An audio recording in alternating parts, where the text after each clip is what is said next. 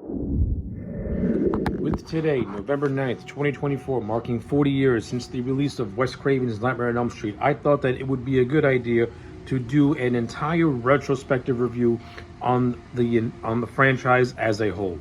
This is probably going to be one of the longest videos I've ever done, so I ain't going to waste no time. Let's get right into it.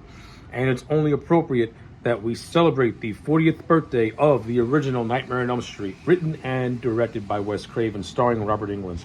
So, A Nightmare on Elm Street needs no introduction as a movie. This is probably one of the greatest horror films ever made, one of the best slashers ever made. And where I think this movie does not get enough credit is that you can actually make the argument that A Nightmare on Elm Street started the second wave of the slasher genre.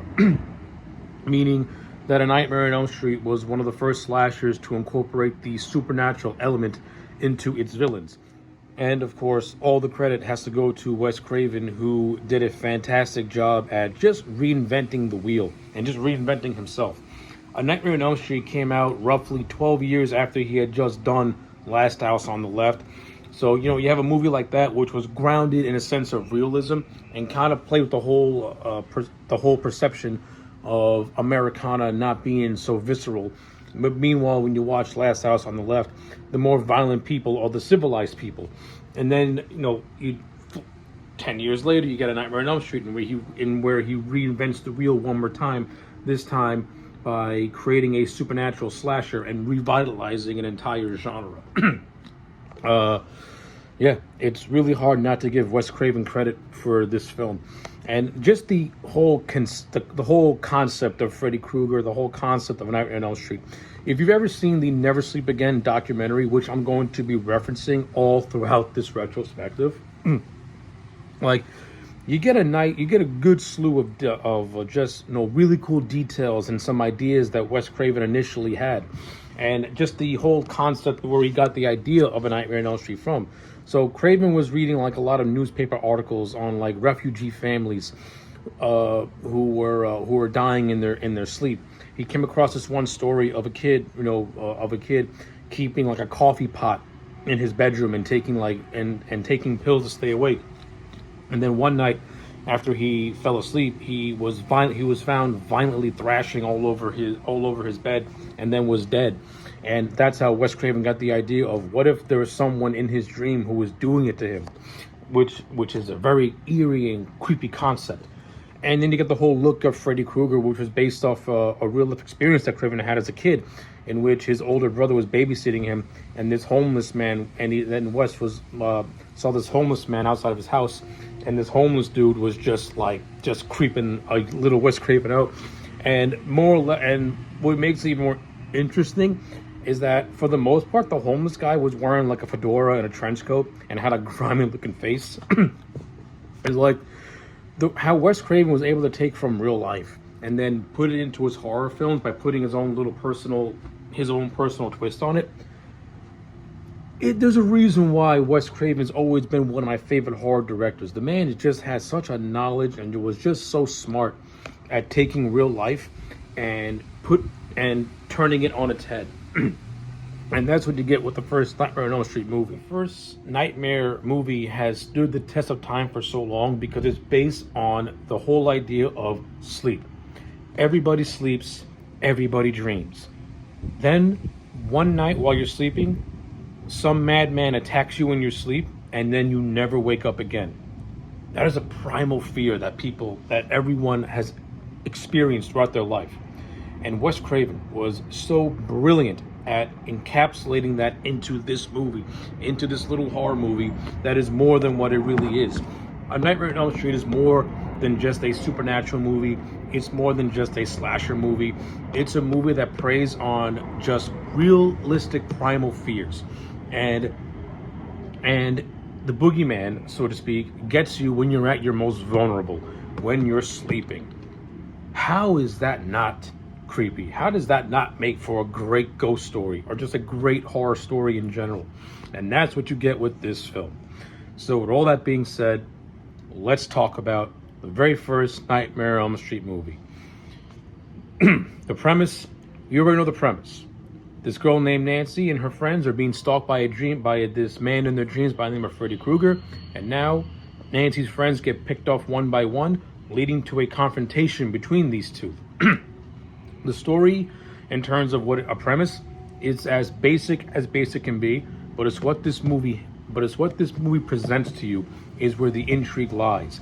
The innovativeness with the special effects in this movie are absolutely fantastic. What Wes Craven was able to do with a very minuscule budget and make it work to his advantage, it's a testament to just how much this man valued story over his special effects. And even if A Nightmare on Elm Street did not have the innovative special effects that it did, it still had an interesting premise. It still had an intriguing story, and that alone can carry this movie. And the way that Wes Craven was able to blend dreams and have it bleed into reality was also very cool, to the point where you didn't know if you were in a dream or if you were in real life. Wes Craven did fantastic at just blurring those lines with this first film, and it was done magnificently. The first part of the retrospective is just going to be an overall gushing fest over this first movie, because when you put this movie on constant rewatches, you just discover new and cool things about it. And when you watch like behind the scenes videos about this movie, and then you watch this after it, you can appreciate the work that went into making this thing. For example, the whole Tina's death scene was a rotating room, and the special effects team took influence from like Fred Astaire movies. The whole thing with Glenn's death, where the whole visor of blood, I think that was done on a room that was flipped upside down, and that's how the blood shot up like that. Like these cool visual camera tricks that Wes Craven incorporated, along with groundbreaking special effects, and you got Jacques Haken's cinematography, which really lends itself to Wes's vision. You get the perfect movie in terms of just an overall creepy atmosphere, and just a movie that is so well paced that you almost don't realize that it's 93 minutes long. Like, this is not a long movie by any means, but it's so captivating from the start that when it's over, you're like, really? That fast? Like, that's how good A Nightmare on Elm Street is. The actors in this movie, you have Heather Langenkamp, you have, of course, the great Robert Englund as Freddy Krueger, and there's nothing really you could say about Robert Englund as Freddy. He is Freddy, from mannerisms, the posture, the voice, the way he carries himself on screen, the way he's able to spout out Wes Craven's dialogue. There's a reason why Robert Englund is irreplaceable as Freddy Krueger. And this first movie, he pretty much cemented himself as the only person that could ever play Freddy, and that if anyone would ever take that mantle, it would be an uphill battle, because they just don't have the sort of charisma that Robert Englund brings to the role. And again, I reference, if you ever seen the Never Sleep Again documentary, Robert Englund took a lot of cues from like cowboys, like James Cagney and stuff like that, the way he would posture. And just like the little things that would happen, like the glove that Robert Englund wears always looked heavy, and it would always give him sort of a slouch. But Robert Englund was able to make it look like he was like a murderous version of James Dean, and give him like that cool rebel outlaw look. It's just those little things that Robert Englund brought to the character that works. And a lot of people always say that Freddy Krueger in the first movie was where he's at his most scariest, but a lot of people forget that the first movie also had the black humor that Freddy Krueger was known for. Now, a lot of that black humor goes unnoticed because everyone's paying attention more to the intenseness of this movie, that a lot of the black humor kind of goes over your head a little bit. It's not until you get to the other sequels where that humor is really put in your face. But the groundwork was already here. You have scenes where Freddy is taunting Tina and he like cuts his fingers to like scare her. You have the amazing scene where his arms are getting stretched out. I mean, by today's standards, it looks very, very silly. But back then, I think they took like fishing rods and like fake arms to stretch out to stretch out England's arms, and you get that creepy look, that creepy silhouette shadow of it. And of course, that leads to that great line where Tina says, "Oh my God," and then he's like, "This is God," with the claw by his face. Awesome imagery in this movie. It's hard. It's really hard to find any flaws in A Nightmare on Elm Street. I mean, they're there. This movie does have flaws by today's standards, like for example, like Ronnie Berkeley, who plays Nancy's mom. Her performance can be maybe a little bit too over the top, or maybe just a little bit too hammy for another person's taste. But I thought she was fine. She was okay. And Heather Langenkamp, who plays Nancy, she's overall very good in the movie. But even she has moments where her performance can come across as maybe just a little bit stilted in certain areas. So it's like, this is not an overall perfect movie, but it's a movie that does what needs to be done, and that's just be a scary movie. And also introduce the world to Johnny Depp. Again, if you never heard the story about how Wes Craven cast Johnny Depp, it's actually a really funny story. So I think initially the character of Glenn was meant to be more of like a hulking stud football player type of person, and then one day Wes Craven's daughter showed him a photo of Johnny Depp, and Wes was like, "I can't cast him. He don't fit the role. He looks so sickly." To which Craven's daughter replied with, "Yeah, but he's adorable." And that convinced Wes Craven to cast Johnny Depp in this movie. And to be fair, Johnny Depp is actually really good in the film. I like him as the character of Glenn. I like the chemistry with him and Heather Langenkamp. I buy them as a couple. And of course, Glenn has the legendary death with the visor of blood, which will forever go down in cinematic history. No, Wes Craven's the man that gave Johnny Depp his big break and the man that killed him on screen. So that's a 2 for 2. And of course, when Wes Craven passed away in 2015, Johnny Depp gave him a very, very nice little tribute while talking about him. So say what you want about Johnny Depp and all his controversies, the man will always show appreciation for those that have helped him along the way and didn't try to sabotage him along the way. So, no, kudos for Johnny Depp for that. And of course, you have other actors. You know, you have the actress who played Tina. I thought she did her role fine. I like how she's like the Janet Leigh in Psycho, in which she's the first character we see. So we just naturally assume that she's the one we're gonna follow. And then once you get to the midway point, she's the first to be killed off by Freddy in the great scene of the rotating room when she's being dragged across. And the way this scene is done is outstanding because it's not done in like a Wile E. Coyote type of way. It's done in a slow and painful way where you can feel that this poor girl is being slaughtered. And then you have her boyfriend Rod, who is completely helpless to save her. Great stuff. Speaking of Rod, played by at the time Nick Corey, but real name Jesus Garcia, Rod Lane, he's another good character with another death in which he's sleeping in a jail cell after being arrested by Nancy's dad, and then he's hung by the bed sheets. It's simple, but it's effective. And I like it a lot. It's good stuff. Like the first Nightmare on Elm Street movie, it doesn't really have a high body count because this movie is not really about having a body count. It's really about Nancy trying to stop this dream demon, this whatever you want to call it, from killing her and killing her friends. And this is where Nancy becomes a very smart character and one of the best final girls in maybe of horror history because she is proactive. She tries to learn about things. She tries to study things. She tries to make sure she's one step ahead of the ball. Even when you think she's not a step ahead and that friends can get the advantage of her, she comes back around again and turns the tables on them and uses her brains and ingenuity more or less to defeat him in the final act by setting all these Home Alone traps up. And if you pay attention to this movie, this stuff is actually in the movie of her reading books about survival and things like that. So it didn't come out of nowhere, but it's done in subtle ways where Wes is not like putting in your face, but you see it on multiple rewatches that it all makes sense, and it's like piecing together a puzzle, and it's done brilliantly. Like, I love it. Other things I love about this movie is, of course, the late great John Saxon, who played Lieutenant Donald Thompson, the father of Nancy. I love John Saxon. He's an awesome character actor. He's great in this movie. I like how he's stern and gruff, but you can clearly tell that he cares for his daughter. but at the same time also knows that his daughter is going through a lot of traumatic experiences and that it's starting to really affect her mental state of mind.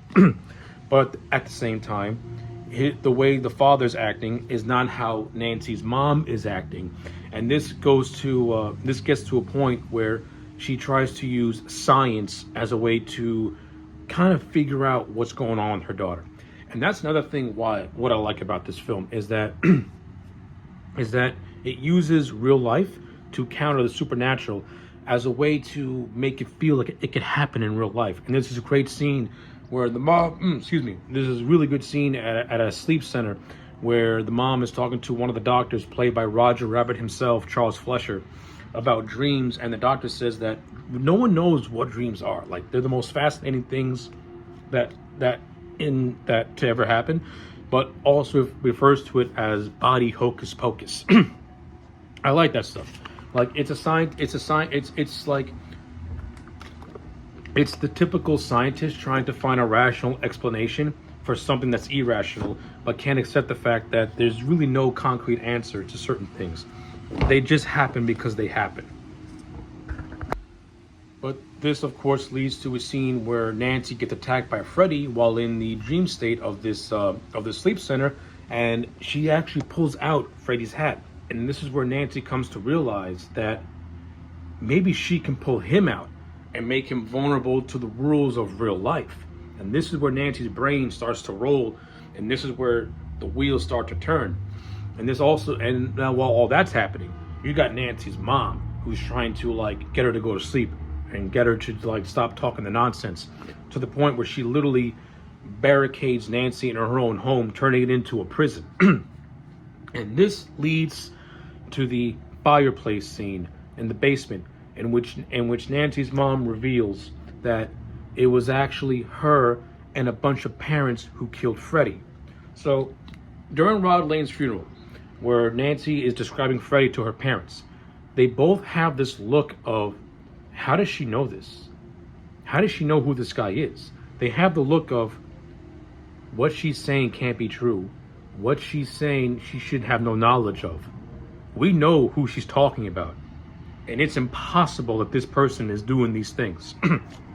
And of course, that moment is paid off when Nancy's mom tells the story of Freddy Krueger and how he was a child killer and how he was let go on a technicality and how the parents took vigilante justice to bring him to justice. But in so doing so, they created an even worse monster, because now he's getting payback by killing their kids in their dreams. And there's actually a deleted scene that I really wish they would have kept in the movie that would have recontextualized a lot of stuff. So in this deleted scene, it's actually confirmed that Nancy and her friends, they were younger siblings. They had older siblings that they don't remember because Freddy killed them. Now, some could say this could lead to 100 dozen plot holes, but there are ways to fix this, especially if Nancy and her friends were very, very young at the time. Their parents could always play it out as just them having repressed memories and them trying to get rid of those memories. I mean, yeah, you could say it's a stretch, but I think it would have recontextualized a lot about this first movie and really play up the fact that Freddy wants to eliminate the Elm Street kids and torture the parents. And another thing about Freddy that I want to touch on is that initially Freddy Krueger was meant to be a child molester, but since Wes Craven had taste and he didn't want to exploit stuff that was going on, specifically in the Catholic Church at that time, he chose to eliminate that portion of Freddy's character and just have him be a child killer who took kids into a boiler room and then slaughtered them. Like, throughout this movie, you constantly see the boiler room. The boiler room has storied significance because that's where Freddy did all his killings. That was basically his home. So eventually, when all is said and done, you get to the whole climax of this movie where Nancy defeats Freddy by taking back the power she gave him. So Freddy is somebody who's fueled on fear and somebody who's fueled on just remembering who he is. But once you take all that back, Freddy becomes powerless. He becomes absolutely nothing. And that's how Nancy is able to defeat him. Now, of course, before this happens, while Freddy's starting to the real world and being set ablaze, he kills Nancy's mom, and he kills Nancy's mom. And From there, that's where Nancy takes the power back. Freddy is eventually eliminated. This leads to the scene of this leads to the very controversial ending. So, in the movie ending, we see Nancy, we see her friends, and we think that what we just saw was just one long nightmare that she experienced. But nope, there's a twist. It's actually a dream that she's having because Freddy's still alive. Because the convertible that her and her friends are in, the top goes down and you see the Freddy stripes and it drives away. And while Nancy's mom is waving by, Freddy's arm breaks out of a glass and pulls her in a very cheesy effect. It looks terrible. Even by then standards, it looked bad. And I understand why Wes Craven hates this ending. Wes Craven never intended Nightmare on Elm Street to set up any sequels or be a franchise. It was meant to be a standalone movie, and I prefer his original concept of the entire movie just being one long nightmare, and the movie basically resetting itself at the end. It would have played again. It would have felt like real life, like a dream. Like a dream could feel like a movie, basically. And that was the concept that Wes Craven wanted to go for. But since this movie was being produced by New Line Cinema and by Bob Shea, and New Line Cinema at the time was a very struggling production company looking to find any footing, they wanted to do this, and they did this compromise ending as a way to set up future movies, and that's the ending that we ultimately got with this film. So it's a give and take. I don't hate the ending that we got, but I think Wes Craven's ending would again, just like that deleted scene with Nancy's mom, would have recontextualized the whole movie the whole thing as a whole. So, just to hit on some other notes before I wrap this portion up, the music by Charles Bernstein, fantastic. You know, the whole heavy metal synthesizer score that it brings to this movie gives it a sense of just energy, gives it a sense of just, kinetic and frenetic energy, and I love it.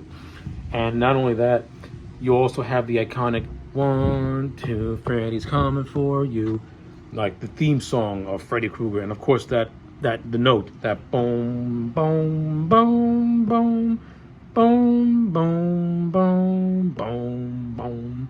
Like, you hear those two things, you're watching a Nightmare on Elm Street movie. Similar to the Halloween song, similar to whole Kiki Mama from Friday the 13th. Like, Freddy has his signature where you know that he's coming for you. So, yeah.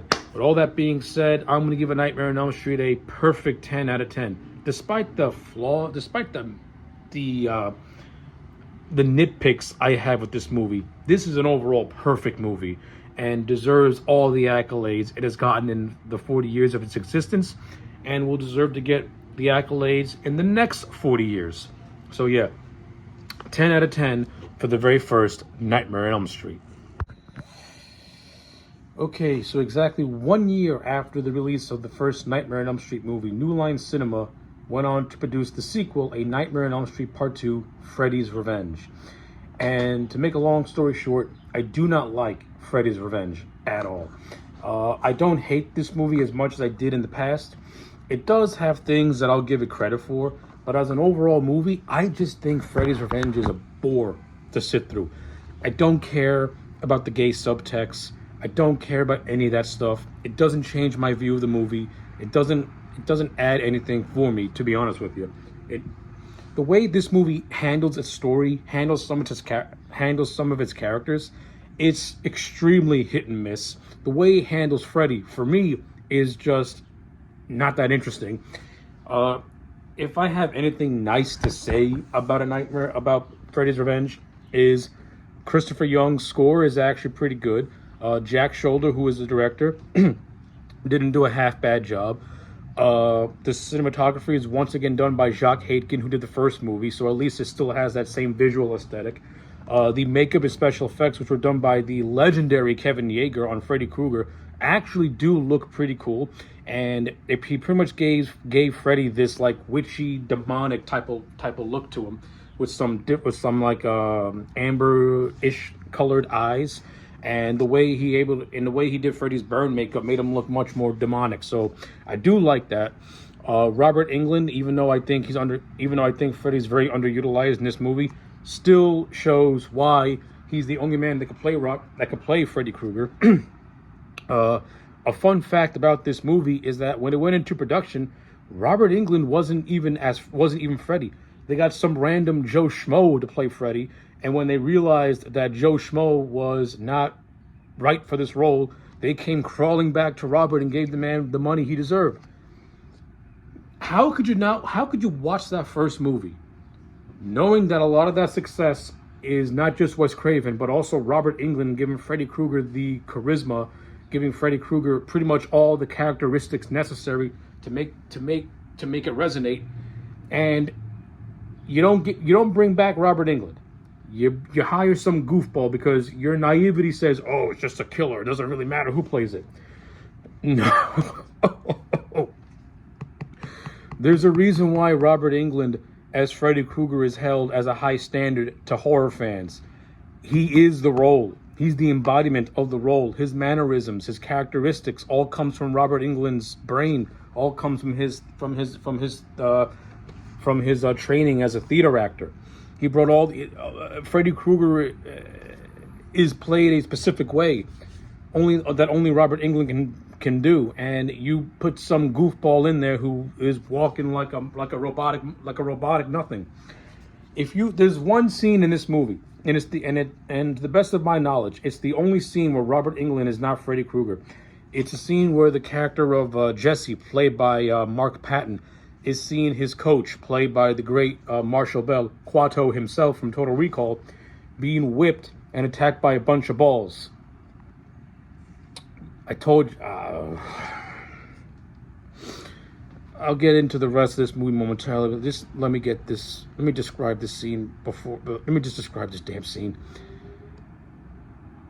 This is the only scene where Freddy is not played by Robert Englund, and you can tell just by a brief second of the guy walking like he's a universal monster that it's not going to work. There's no emotion there. There's no character. There's no charisma there. It's just some goofball walking like a typical slasher. Speaking of which, the reason why I don't care for A Nightmare on Elm Street is that it's really played like a normal slasher movie.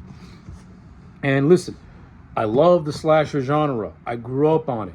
A Nightmare on Elm Street, yes, it's a slasher movie, but it also is more than that. It's a supernatural horror movie in which it puts these supernatural elements first and the whole slasher aspect as a bonus. This movie does the flip of that. It acts more like a slasher movie and less like a supernatural movie, because the whole movie is basically trying... it does have a supernatural element, because you get the whole idea of Freddy trying to possess Jesse, and it's never clearly stated as to why he wants to possess Jesse. Number one, when did Freddy Krueger, since that first movie, go into want to do possession? Because to the best of my knowledge, Freddy Krueger hasn't possessed any character since this movie. Shape-shifting does not count. And I'm going to leave it at that. So yeah, the whole possession angle just doesn't work for me. I don't find it creepy. I mean, to Jack Shoulder's credit, he tries to make it work. David Chaskin, who wrote this movie clearly feels like a first draft, and it definitely needed some more rewrites to flesh out its story more, because what's Freddy's motivation? Why does he want to possess this kid so much? Maybe the movie does explain it and I just miss it. I don't know. I've seen Freddy's Revenge more times than I really wanted to, and to this day, I still don't know why Freddy is so obsessed with possessing this kid. It's never clearly defined for me. But let me get some positives out of the way before I go more into the negatives. I do like Mark Patton as the character of Jesse. He is a decent actor. It's interesting that the role of Jesse is clearly written for a woman, and he's playing the role. Now, in real life, Mark Patton was a gay man, so the role basically highlights that certain part of him. And they get the whole subtext of JC maybe being a suppressed homosexual and whatever. So, listen, that is what it is. I really don't care. As a performance, it's okay. Jesse ain't my favorite Nightmare character, but he's fine. You got Kim Myers, who is a splitting image of Meryl Streep. She plays Lisa and Jesse's would-be love interest. To tell you the truth, And I agree with Wes Craven. Wes Craven's biggest complaint about this movie is that he feels that Lisa should have been the main character. And to tell you the truth, when you watch this movie, it's really hard not to agree. It's really hard to disagree with the man. Lisa is a proactive character. She does the bulk of the research. She's the one who takes Jesse to the boiler room, and she's the one who saves Jesse from his Freddy Krueger possession with the power of love, which is probably one of the most stupidest ends to a nightmare movie. Of all the nightmare movies, this is probably the more lamest and more underwhelming one. But to make a long story short, I like the character of Lisa. She's more interesting than the character of Jesse. And then the supporting cast, you got Robert Russler, who plays Grady, who becomes Jesse's bully and then becomes Jesse's friend. The stuff with them is okay. Marshall Bell as Coach Schneider, he's all right. You got the whole thing of him just being like a sadist, basically, how he gets enjoyment out of torturing these kids. And then he confronts Jesse at a gay bar. And this is what leads to them going to the school and to the scene that I described of him getting whipped by towels and all that kind of crap. Marshall Bell as Quado is cool. Marshall Bell in this movie has a couple of decent scenes here and there, but overall it's whatever. It's what you get. Hope Lang and Clu Gallagher, who played Jesse's parents, they got some decent scenes here and there. And I already said my piece on Robert Englund when it comes to Nightmare 2. You know, he's the best part of this movie. Even though I think the scene of him at the pool party is just stupid, and it's just Freddy acting like a typical slasher. He does have that cool line where he says, "You're all my children now," which is one of the best Freddy lines of any movie. It's just a shame that it's in my least favorite Nightmare movie. I already said what I needed to say about Kevin Yeager and the special effects. Aside from the Freddy makeup, a lot of the special effects in this movie are pretty cool. This movie lacks good dream sequences, and for the most part, nothing about this movie takes place in the dream world, which maybe you get a handful of scenes maybe with Jesse, but that's about it. Most of the stuff most of the stuff takes place in the real world, and this is where the movie's at its most boring. We want to see a Nightmare on Elm Street because of the creative dreamscapes that you can conjure up. That's one of the best things about that first movie when compared to the second movie, that Wes Craven had an imagination, and Wes Craven had a plausible way to bring Freddy from the dream into the reality, because when Freddy's in reality, he's at his most weakest. He's at his most vulnerable. In this movie, you would have never thought that, because at the pool party, Freddy's slashing everybody. I thought Freddy was supposed to be powerless in the reality, and that his power comes from the dream world. You know what? They complained about what Wes Craven was trying to do for Dream Warriors, how they had the nerve to say that his script broke the rules. This second movie did it first and did it worst. At least with Wes Craven, he was trying to he was trying to write an interesting movie for the initial concept of Dream Warriors. Freddy's Revenge is just flat out ridiculously stupid. Oh my God. I can't express enough how much I just don't like this movie. Nothing about this movie works for me, despite a handful of things. Oh. And like I said, you do get a handful of stuff, like, you know, some of the stuff with Jesse when he's dreaming and he sees Freddy in the boiler room. Those scenes are pretty well done and kind of creepy. The scene where he has Freddy's glove and he's like, and he's in his sister's bedroom and you don't know what the hell's going to go on. That's a pretty creepy scene. The scene with the exploding birdcage is completely over the top, but it's mildly entertaining. The pool party scene, even though it sucks, it's still, again, entertaining seeing Freddy do his thing. And I would be lying if I said that I do not like the scene of Jesse and Grady in Grady's room, in which Grady literally sees Freddy come out of Jesse's body. That whole special effect is done beautifully. It is really fucking intense, and I'm not gonna lie, that is a cool scene. And Grady has a satisfying death at the end of it. And the fear and the fear that Robert Russler does in this movie, yeah, it borderlines on being a real reaction. So I admire that. And I'm not gonna lie, I also like Bob Shaye's little cameo as a BDSM bartender. That was interesting. If you watch the Never Sleep Again documentary, Bob actually tells the story about this cameo, and it's actually a pretty cool story, in which he took his children to go shopping for the outfit, and they're just having a casual talk about, "Hey, Pop, here's some BD, some leather straps and chains and stuff like that." It's a fun little story, and I like that a lot. What else? I'm trying to think of what else there is to say about this movie. Oh yeah, I like the fact that we got to see Robert Englund out of makeup in the opening titles, so that was pretty cool. And the ending is what it is. It's not good. Jesse's saved by the power of love, and the ending's completely kind of washed away afterwards because the school bus drives into the desert and it more or less implies that Freddy's still alive. Okay, whatever. I think that's really all I have to say about Freddy's Revenge. At the end of the day, when compared to the first movie, this movie is just not good.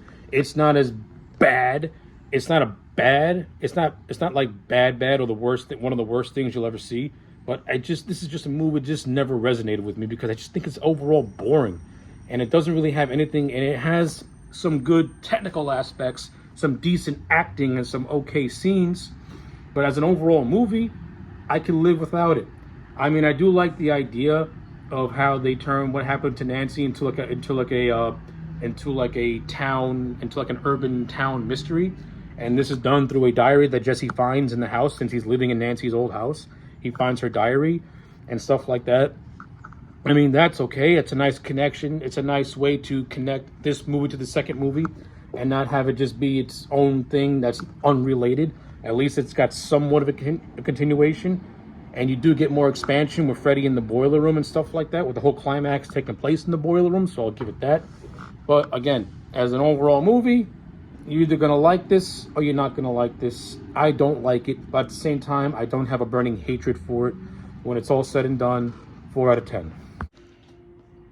So, after the extraordinarily boring and underwhelming Freddy's Revenge, we finally get the true second Nightmare movie with A Nightmare on Elm Street 3, Dream Warriors, directed by Chuck Russell, co-written by Russell, Frank Darabont, Bruce Wagner, and of course, this is the first Nightmare movie to feature the return of Wes Craven in a writing capacity.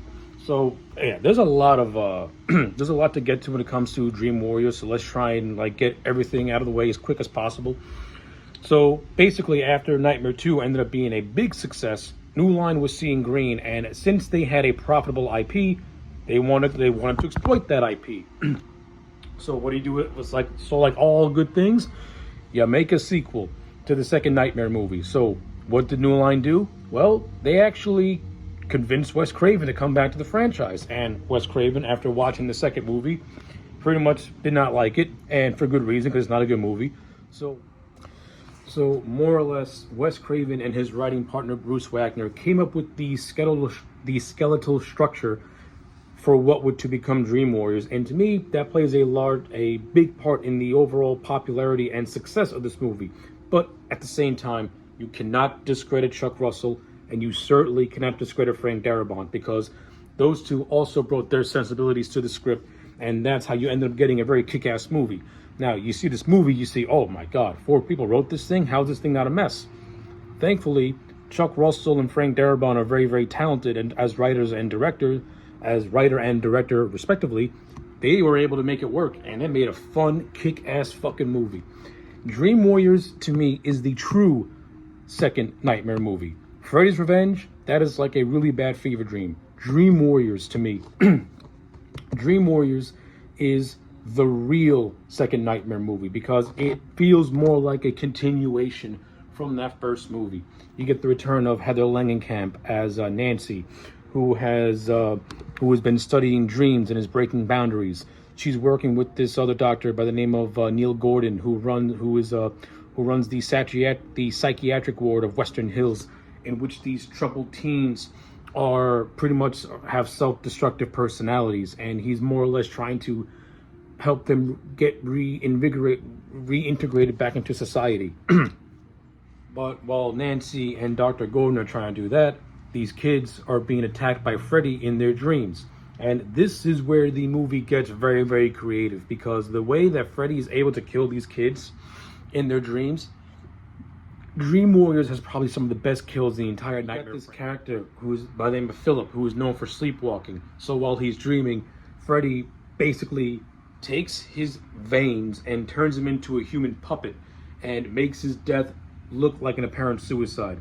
It's creative, it's innovative, and it's fantastic.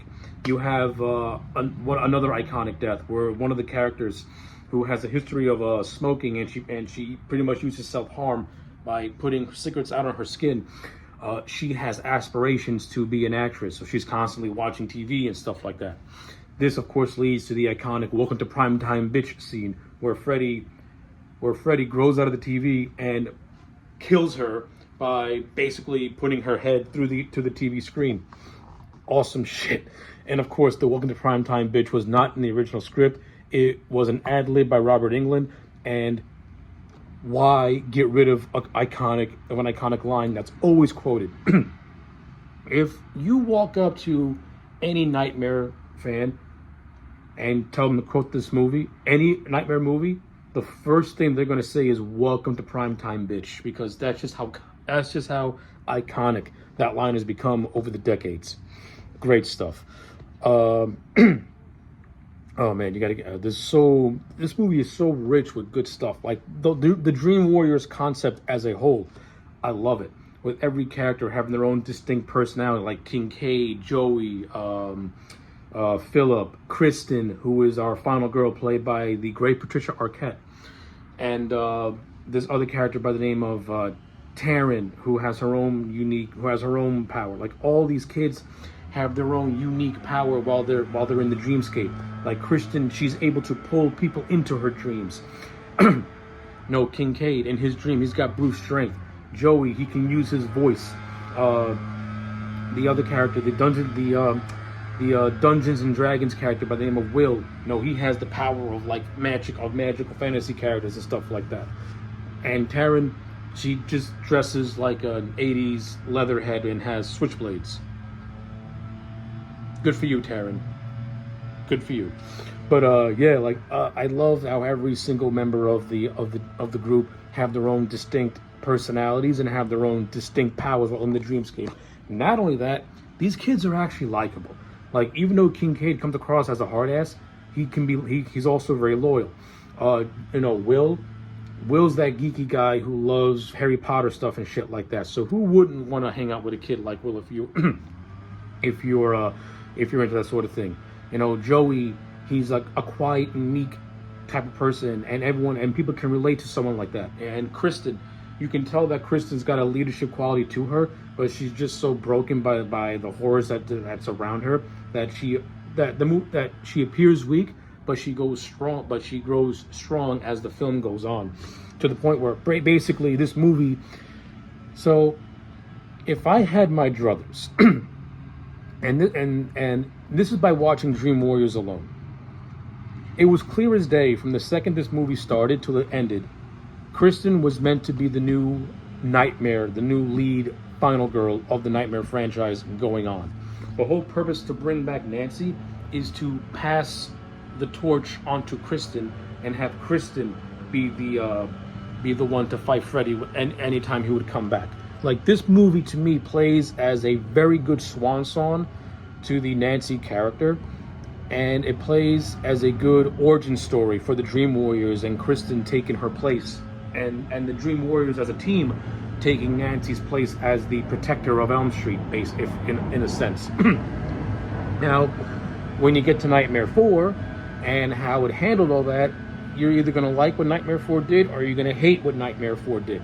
When I talk about Nightmare 4, I'll expand on my thoughts a little more because I'm actually a fan of Nightmare 4. But to talk about Dream Warriors in isolation, that's the impression I get whenever I watch this movie.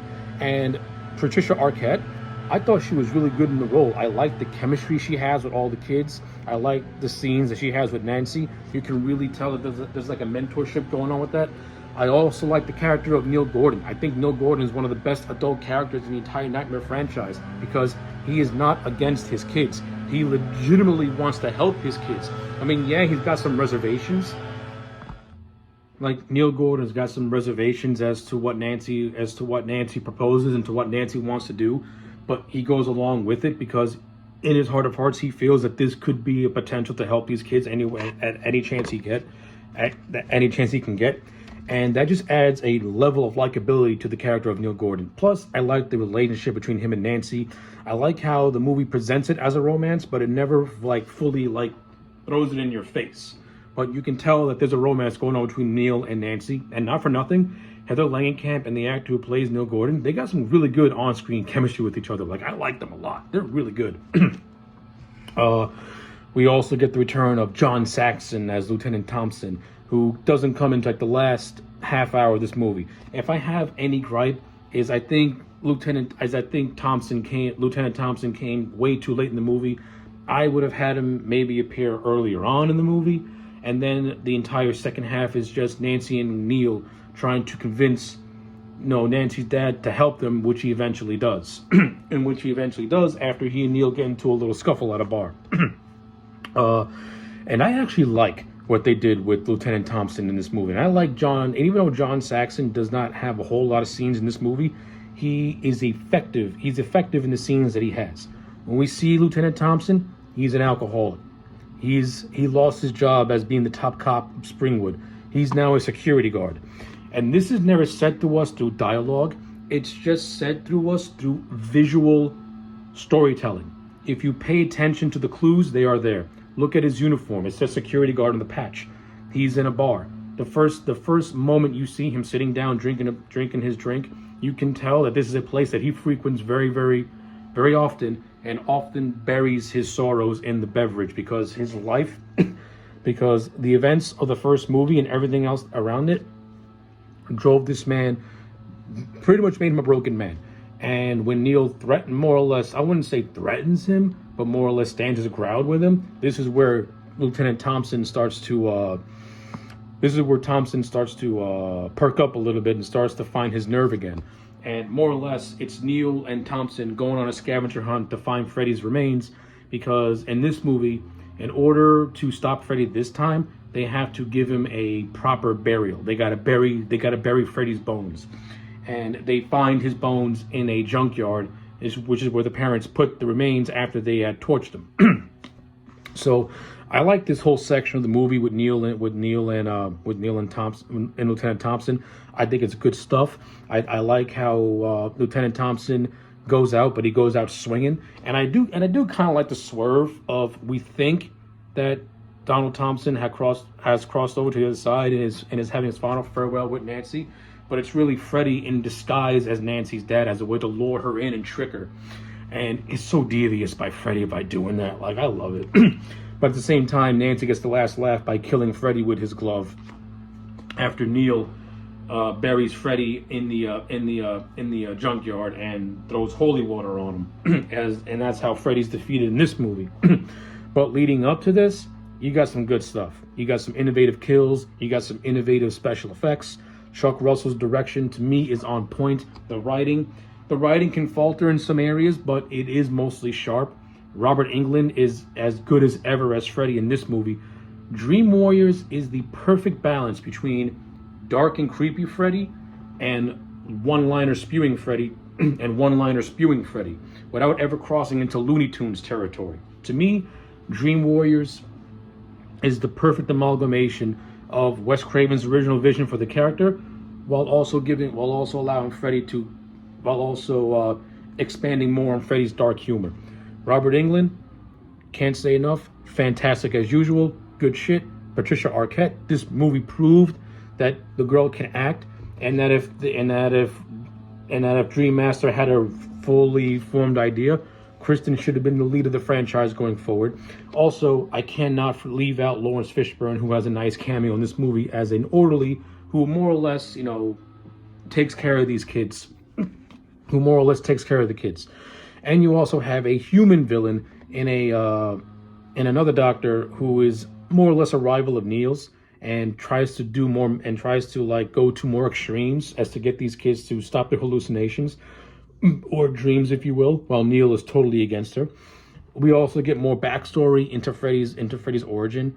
But this is told to us by this ghostly nun who was revealed to be Amanda Kruger, and this is the first movie to reveal to us that that Freddy is the bastard son of 100 maniacs, in which his mom was accidentally locked away in an asylum during Christmas break, in which she was brutally attacked and raped. This was the first movie to establish that as Freddy's origin. And of course, when you get to Dream Child, I can't wait. I don't want to talk about Dream Child. I hate that movie too. But yeah, again, the Dream. I think, and I think the original intent was for Dream Warriors to be the final chapter of the Nightmare on Elm Street franchise, because because the movie kind of feels like that. You know, when Nancy gets killed off, Freddy has a mostly definitive ending to his reign. So the movie presents itself as like an epilogue, if you will. But in hindsight, it ends up being the start of what I like to call the Dream Trilogy, in which it consists of Dream Warriors, Dream Master, and Dream Child. So as one trilogy ends, a new one begins, and it begins on a fantastic footing with this movie. There's a lot more to talk about with Dream Warriors. Of course, you got the Kick-Ass Dawkins, the Kick-Ass Dawkins song at the end credits. You know, we're the Dream Warriors.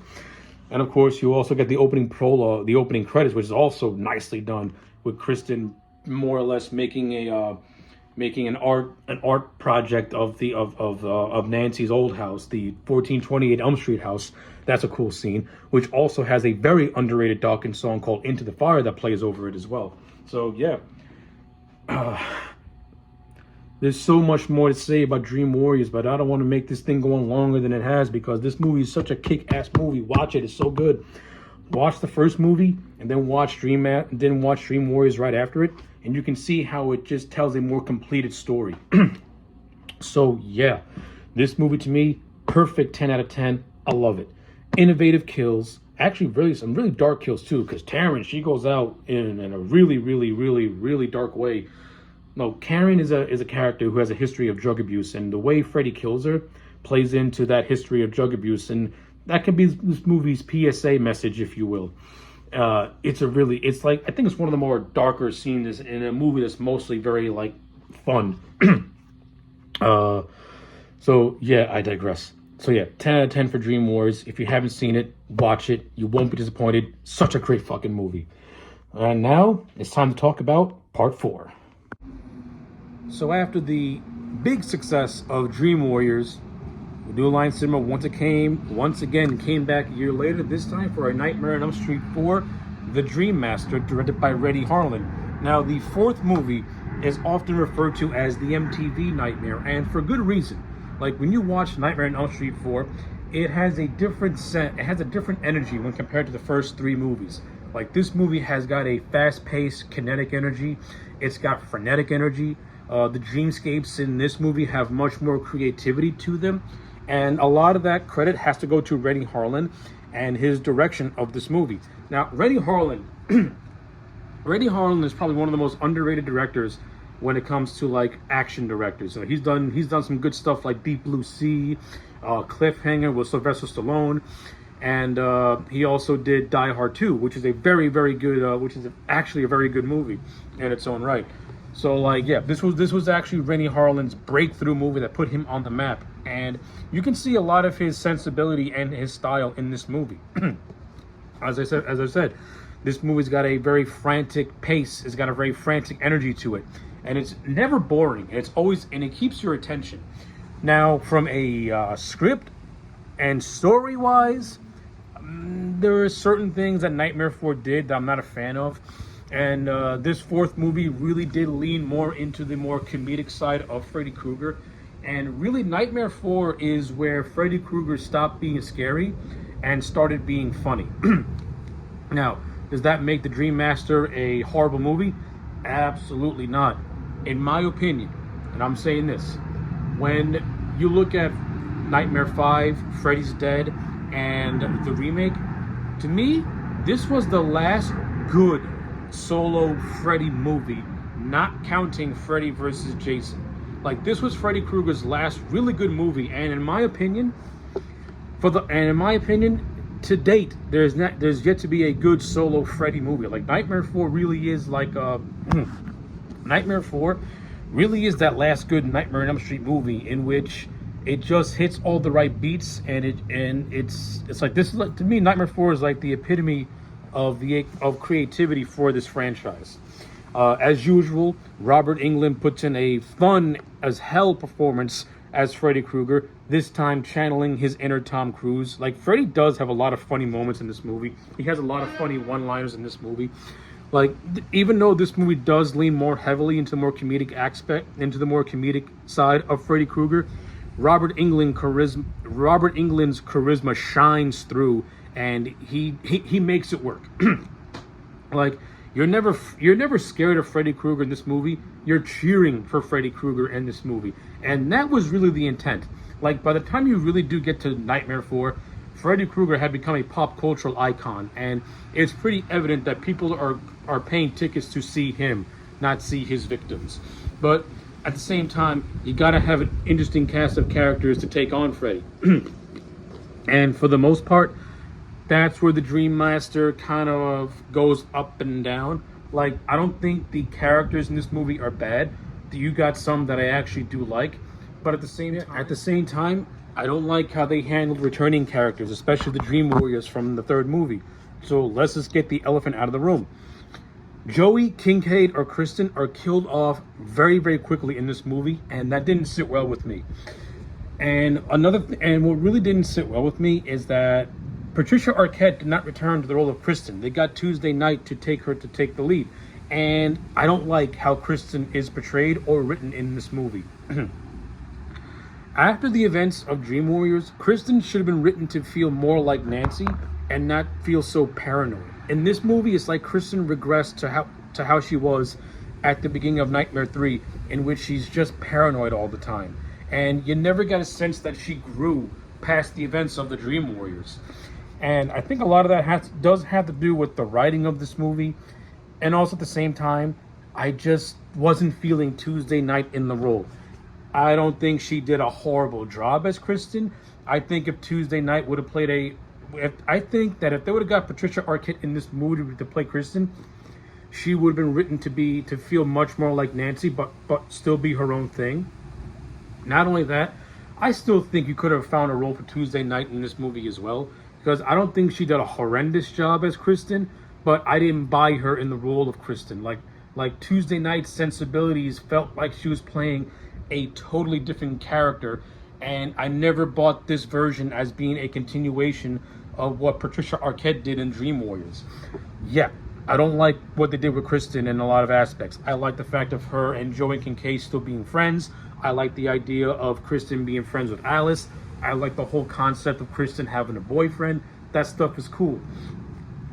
But it's the portrayal and the way she was written. It didn't work for me.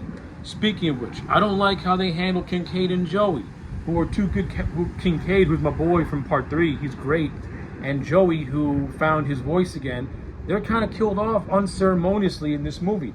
I'll say this though, Kincaid does have a cool scene where he's in the junkyard where Neil and Lieutenant Thompson buried Freddy's bones, and his dog named Jason pissed fire to resurrect Freddy. Yes, fun fact, Nightmare on Elm Street 4 is the first movie to have Freddy and Jason share screen. And just like in Freddy vs. Jason, where Freddy referred to Jason as a rabid dog, Freddy uses a dog to resurrect himself. A fun little thing. But yeah, I do like the whole junkyard scene with Freddy and Kincaid. I'm not going to say I hate it. I do like it. It has a very frantic and good energy to it. And Kincaid does have a decent death, but I would not have had him die so early on. Same with Joey. You know, Joey dies when Freddy sucks him into his waterbed after he's dreaming about a naked chick and listening to some Billy Idol. See, I'm okay with Kincaid and Joey dying, but I'm not okay in them dying the way they did. You know, I would have had them I would have kept them going until the midway point of the movie, and then Freddy wipes them out, and then all you have left is Alice, who now has the power of everyone to take out Freddy. You know, I would have treated the Dream Warriors with much more respect, as opposed to how this movie did it, in which it just discarded them. It's almost as if they didn't know how to. It's almost as if these people did not know what to do with them, so they wanted to go back to basics and having just a singular character instead of having to worry about an ensemble. And I don't like that. Nightmare on Elm Street could have had its own identity if Freddy was constantly going up against like against ensemble teams as a group. Like the Dream Warriors should have been presented as like the Justice League or the Avengers of the horror genre. It really would have made Nightmare on Elm Street further stand out on its own, because now it's bringing in some superhero elements into its story. Of course, we didn't get that. Dream Warriors set it up great. Dream Master decided to go backwards. And that's one of the things that I don't like about this movie, is the handling of the Dream Warriors. Bad. Very, very bad. However, what makes up for it is the character of Alice. I love the character of Alice, and I love Lisa Wilcox. She brings a naivety to the role, but as the film goes on, she starts to absorb all of her friends' powers as Freddy kills them. Therefore, she becomes like the ultimate badass at the end of the movie. And Lisa Wilcox's performance all throughout this film is actually pretty good. Like, I think she's another one of my favorite Nightmare girls. Aside from Nancy and Kristen, Alice is right up there. I might actually put Nancy, Alice, and then Kristen, because I think Alice is slightly more interesting than Kristen, in my opinion, at least. I like the whole idea of her and her brother Rick having an abusive father. That plays into Alice constantly daydreaming and stuff like that. Speaking of which, I like the character of Rick. I think Rick was underutilized in this movie. I would have had this be a little bit more of a brother and sister story. That's just me personally. I think it would have been much more interesting. But I do like the character of Rick, and I do kind of like his death scene. So the entire movie Rick is supposed to be like this like karate dude. So Freddy gets into a dream scenario where he's fighting Freddy, and then Freddy kills him after they do a little sparring session. It's a decent death. It's not too bad. But I like how Rick's character is handled. He's the funny guy. He's likable. He's cool. And I really do wish Patricia Arquette was in this movie. I think her version of Kristen and Rick could have had some really good scenes together. The Tuesday night version of Kristen and Rick, they're okay but forgettable. That's my opinion. I like the character of Dan, who's like a popular jock, but he's a popular jock who you like. He's a friend of Rick.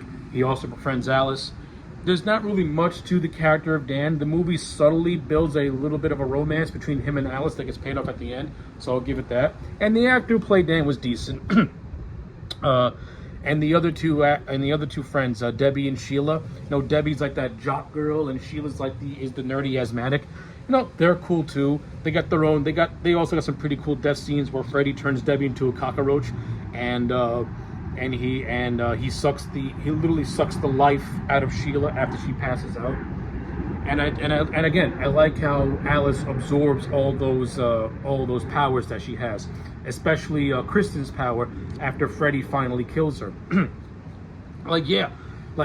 Kristen's death should have been played up as being something more special, because like Nancy, Kristen was like the second one to really stand up to him and kick his ass. But in this movie, again, her death is like, it feels flat and goes over empty. It's almost as if they had the second. This is one of the things about Nightmare 4 that really that makes me question a lot of the decisions. The first half of this movie feels like a half-assed sequel to Dream Warriors, so they rush right through it, so that way they can focus on the second half of this movie, which is the actual Dream Master portion of the film, and that is what Alice is. Alice is the Dream Master. She's the one that has all the powers and the one that can face Freddy one-on-one, which she eventually does. Oh, and speaking of Alice, yeah, I'll get to Freddy's demise in just one little second. I want to talk about some of the dreamscapes in this movie. I mentioned that Rennie Harlin's visual style presented some interesting dream scenarios, and in this movie you get some really cool ones. You get the one with Rick, which is not like fancy but still pretty cool. But then you get cool ones like Debbie turning into a cockroach, sucking the life out of Sheila, Then you got the whole third act. Then you got the whole third act of Alice and Dan being caught in a time loop as they're trying to get to Debbie, which was very cool and very creative. And it makes you think that maybe the movie is like all screwed up, but it's really not. So the whole time loop thing was actually pretty creative and interesting. Then you have the whole third act, which takes place in like this abandoned church, and the set looks fantastic. And then you have all the little you got all the little scenes here too, where Alice is dreaming that she's walking into a movie theater, and then the diner that she works at, and sees herself as an older woman, and she starts conversing with Freddy. And what I like about this is that Freddy is using Alice to get more victims. So I like it. It plays into Freddy's conniving nature, and Alice pretty much virtually being helpless until finally she's able to stand up to him. And the way Freddy goes out in this movie is questionable. Freddy sees his evil in a reflection, and that's how he's demised. And that what brings forth his demise, as all the souls that he has within him reach out and rip him apart. The souls being in Freddy was established in Dream Warriors, so that part was okay.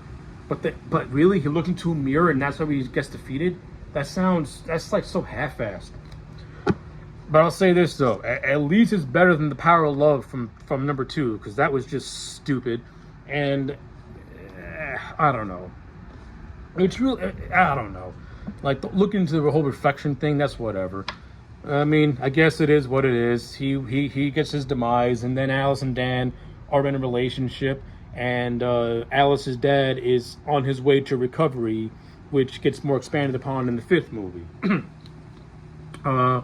Yeah, with all that being said, I do still like The Dream Master. It is a very flawed movie, and you can see that this movie is what started the franchise to go into the more overly comedic territory. But again, I thought Dream Master does have a good balance of the comedy and a good balance of just like the visual thrills that you get from a nightmare movie. It does got some good atmosphere to it, and in some scenes, it does got some good. It does got some good dreamscape scenes, which I think are the most creative in the whole movie. Like the junkyard scene with Kincaid is very creative. Joey in the waterbed, the time loop stuff, and the whole third act. I thought it was all good stuff. And again, Robert Englund's got some of his best lines in this movie. Like when Dan's dreaming when he's on the operating table, Freddy's like, "It ain't Dr. Seuss." You got the old Rick the Little Meatball thing. Like this is another movie that's got some of Freddy's best one-liners. And of course, we get to see Robert Englund out of makeup in drag as a high school nurse. So super. You can't hate it.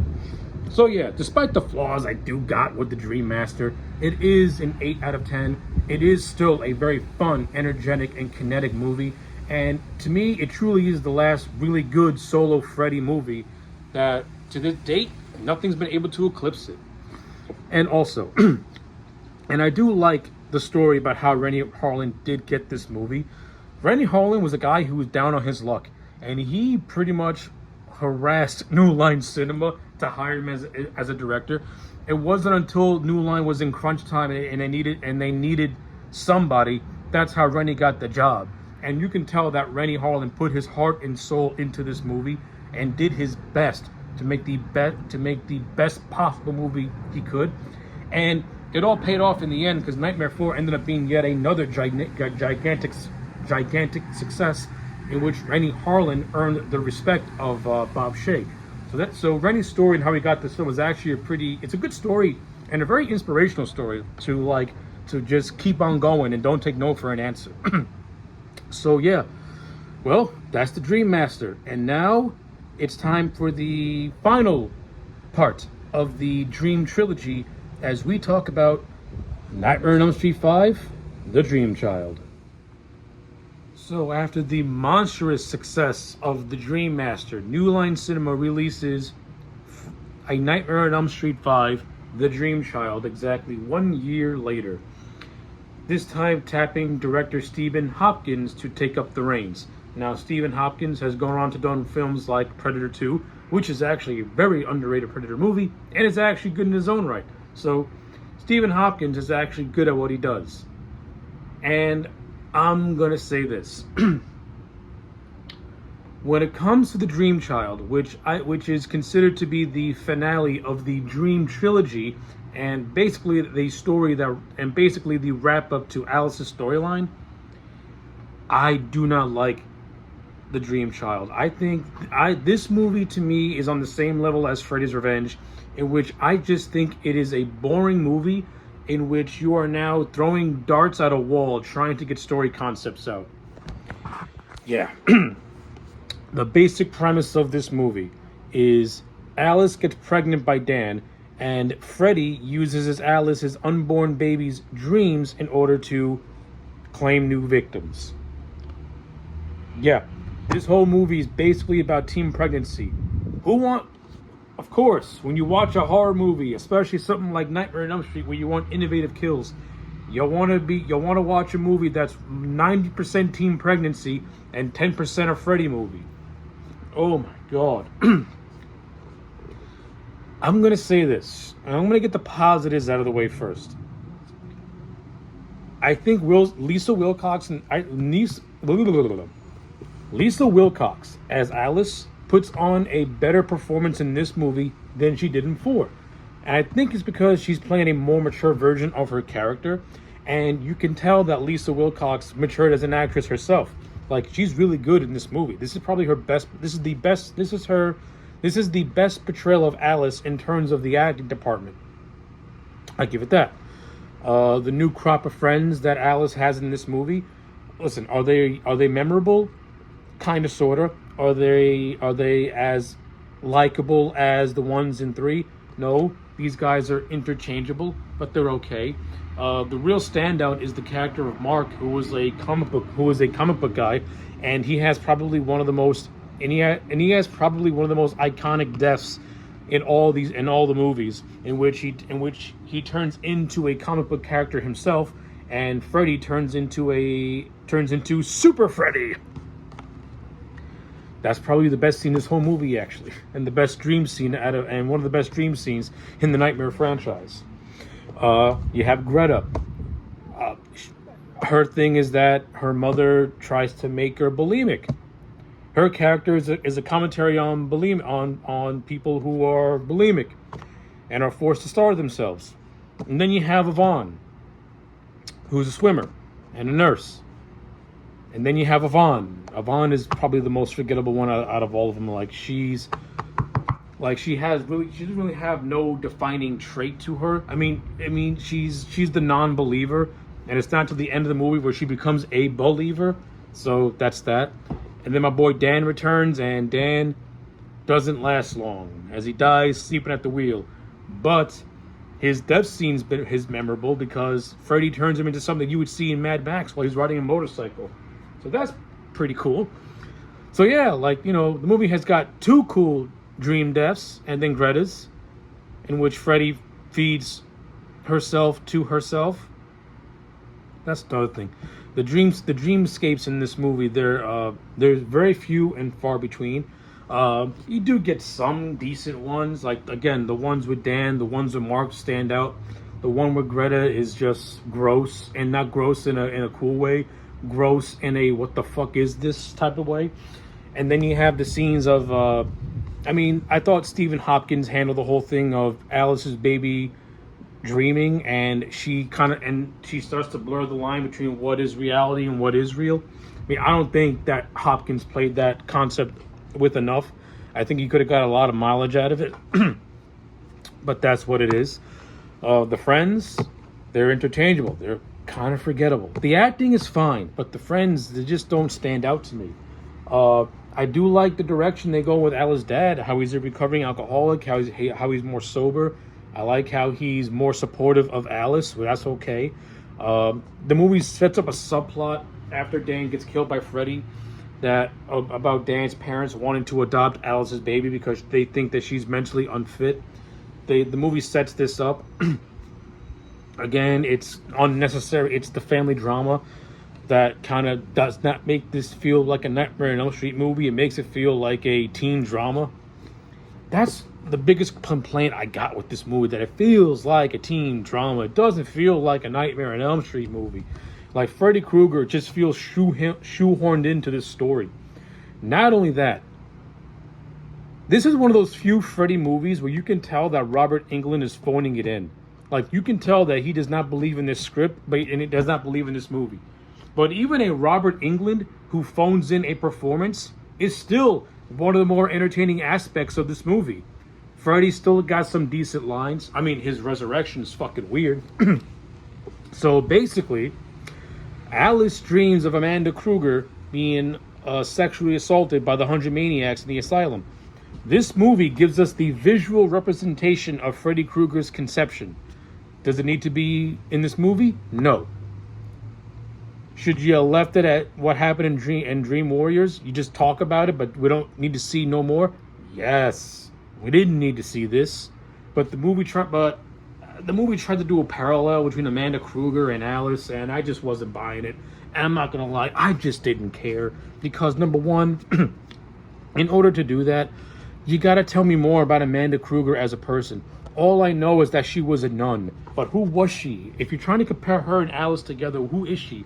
Because Amanda Krueger in this movie comes across as an NPC in a video game, just telling you how to accomplish your mission and where to go to do your mission. She's like a non-character.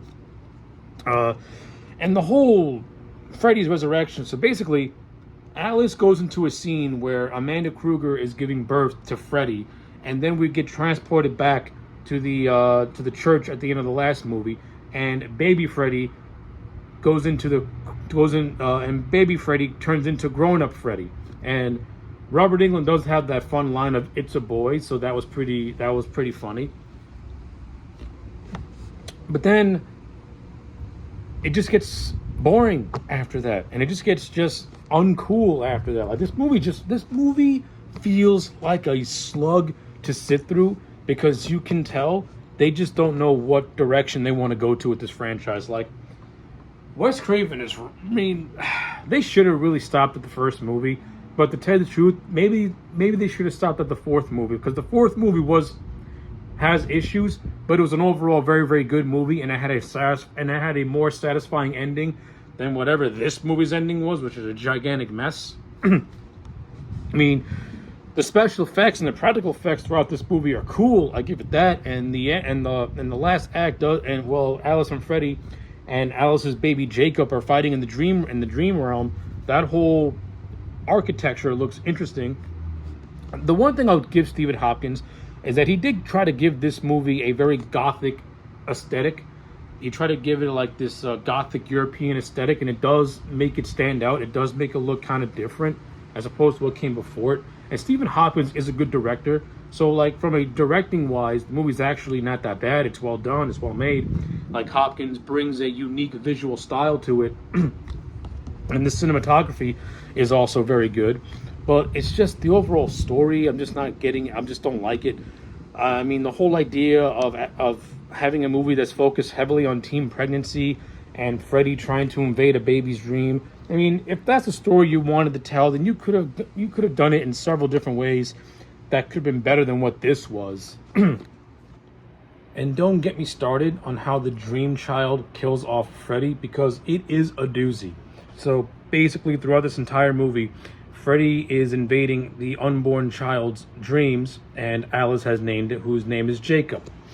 So as we get to the end of the movie with the whole thing with with Amanda Krueger, and why something that was established in part 3 is being played out in part 5, I don't know. I don't like it. It's stupid. It makes the movie even more confusing, but I digress. Basically, Amanda Krueger convinces Jacob to help his mom by using the power that Freddy gave him to use against him. And that's basically how Freddy is killed off. He gets reverted back to being a Freddy baby, and his baby form is given back to Amanda Krueger, who puts him back in her. It's so fucking stupid. Like, this movie is so dumb. The ending of this movie is so dumb. And the whole adventure quest of the character Ravon trying to find Amanda Krueger because she unalived herself and now her soul is forced to be in purgatory is just a waste of time, and further convolutes a story that is trying way too hard This should have just been a basic movie.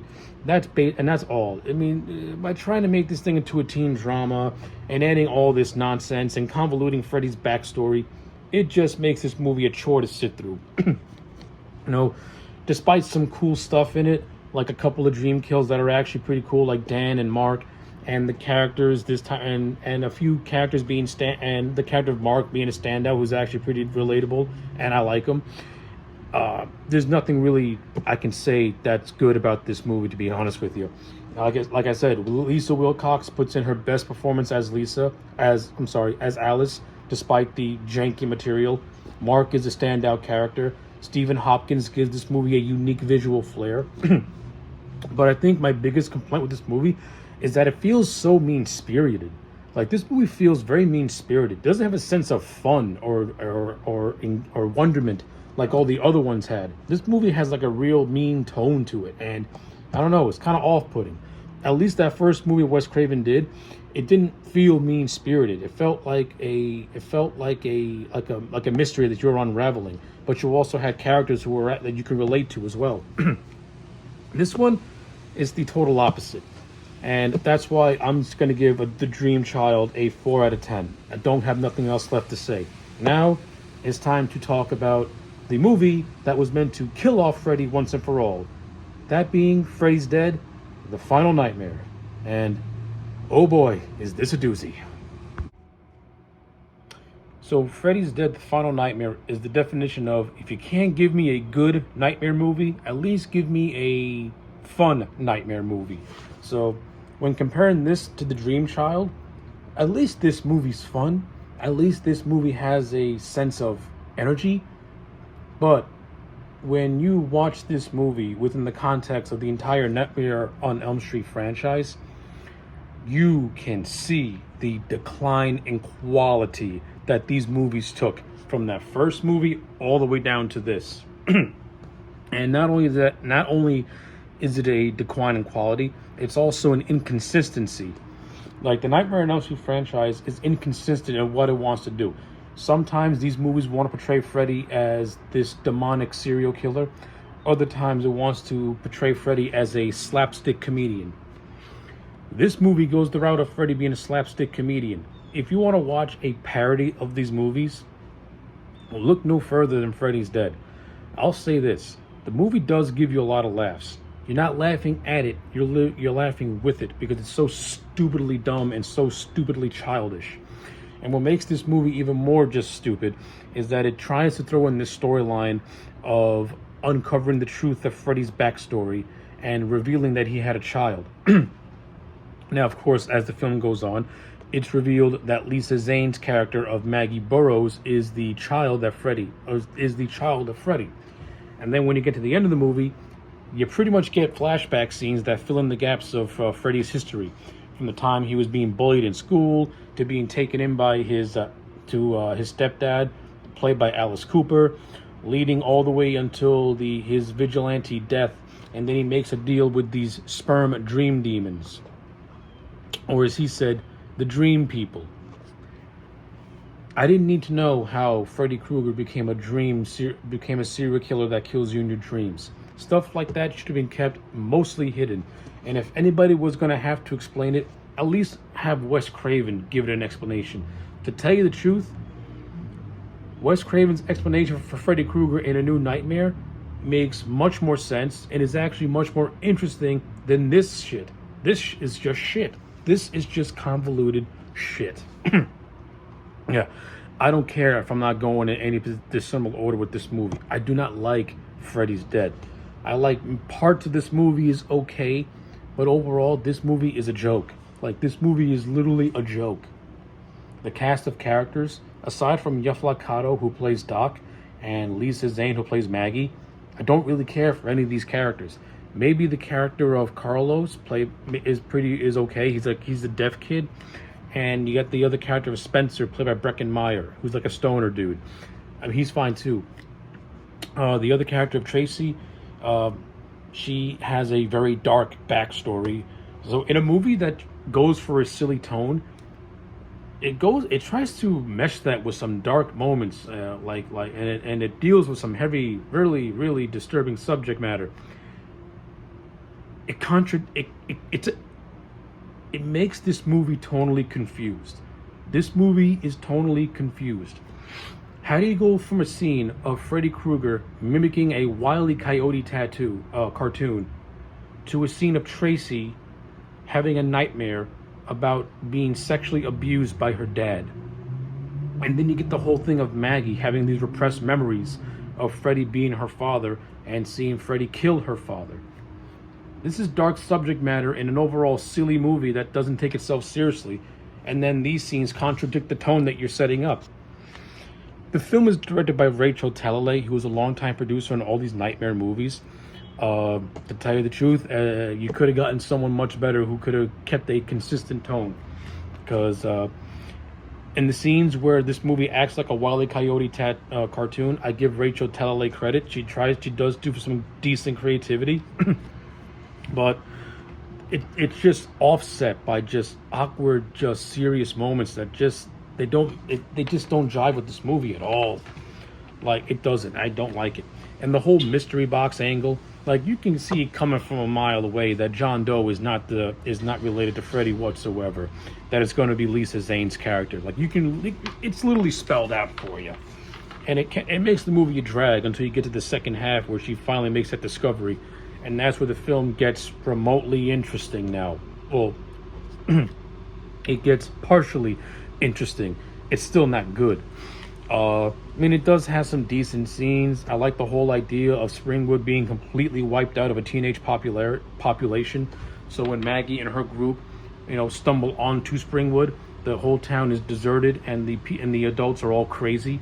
So when they see teens for the first time, they get their panties in a bunch. And of course, this movie is also known for the cameo dump that has Roseanne Barr and Tom Arnold. Okay. You got a Johnny Depp cameo. Like, yeah, this movie, the fun part of this movie is picking up the cameos and parts of the ending, which are okay. Like, parts of Freddy's backstory is interesting. I'll give it that. I do like the whole idea of Freddy having a kid. I mean, this also retcons. This also gives Freddy a motivation as to why he killed the kids of Elm Street. So basically, after Freddy killed his wife, they took away his daughter. So in revenge, Freddy took away their kids. Okay, whatever. Okay, I'll go with that. I mean, you could have come up with more. You could have come up with much more worse motivations for him as to reason why he did the things that he did. So whatever. But again, what kills it is the whole dream sperm thing. It's fucking stupid. The 3D sequences are not cool.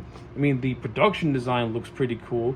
I mean, the practical effects in this movie are nice. Some of the dream kills are not that bad, like the whole like Freddy giving Carlos, who's a deaf character, a super hearing aid to the point where just the littlest sound will just aggravate him. All right, that was okay. Spencer, who is a stoner but also a gamer, he gets sucked into a video game, and this gives us the infamous Power Glove scene. I mean, that was decent and creative, though it's played for laughs. The video game scene. The video game scene is trying to be the comic book scene from Part 5, but where Stephen Hopkins actually is a fan of comic books and actually was creative with it. This just seems silly and something that you would see in a Saturday morning cartoon. What else? Oh yeah, the whole thing with John Doe, like I said, the whole thing with John Doe just drags out, and it doesn't really have a satisfying payoff. And the whole idea of Freddy traveling from one vessel to another and then leaving Springwood to go to another town to kill those kids. Okay, that's even ridiculous, because how did Freddy get these powers? I always thought that Freddy was just confined to Springwood. He's the Springwood urban legend, but now he's the every town urban legend. I mean, you do get that cool line where he says every town as an Elm Street, but when you get it in context, it doesn't really make a whole lick of sense. It comes across as kind of dumb. What else? What else? I don't really have a whole lot to say about Freddy's Dead, the final nightmare. I don't care for this movie. I mean, to tell you the truth, I prefer the Dream Child over this. But they're both equally not that great. Uh, Jesus, I don't know. I don't know. I'll say this: at least the characters in Freddy's Dead are much more likable and much more memorable than the ones in Dream Child. I give it that. And Freddy's death in this movie is more dignifying than that nonsense of Dream Child. At least Maggie, his daughter, was the one that kills him. I do like the whole idea of Freddy being brought back into the real world, like in the first movie. I don't like the idea how they set up the whole thing where when Freddy's in reality, he looks like Robert Englund. But he still has powers. I don't get it. I mean, when Freddy's not in the dream world, he shouldn't have any powers. He shouldn't be able to overpower anybody. And he shouldn't be able to, like, I don't know, it's weird. I mean, to tell you the truth, when Robert Englund is more scarier when he's not in makeup. Like the flashback scenes, he's legitimately creepy. As Freddy, he's like a walking, talking comedian, and it's just whatever. But I'll say this: at least this movie's got some energy to it. At least it's fun. And like I said, if you can't give me a good nightmare movie, you can at least give me a fun nightmare movie. At least this movie's never boring, and it does go at a fast pace. And I'm just going to give it a 4 out of 10. So now it's time to go into what I consider my favorite Freddy movie of all time, which also features the return of Wes Craven as both writer and director. So after the tragedy that was Freddy's Dead: A Final Nightmare, we get to the 7th installment of the Freddy Krueger movies, in which it goes into the route of a standalone movie which acts as a meta sequel to the original Nightmare on Elm Street movie. That is right. We are now at Wes Craven's New Nightmare, which sees the return of the master himself, not only as the director, but as the writer of what is basically my favorite Freddy Krueger movie. I love New Nightmare. I think this movie is near perfect. Is it all the way perfect? No, it does got some flaws here and there. And there are some ideas that I wish were better, that I wish were utilized, because on paper they sounded they could have been really, really cool.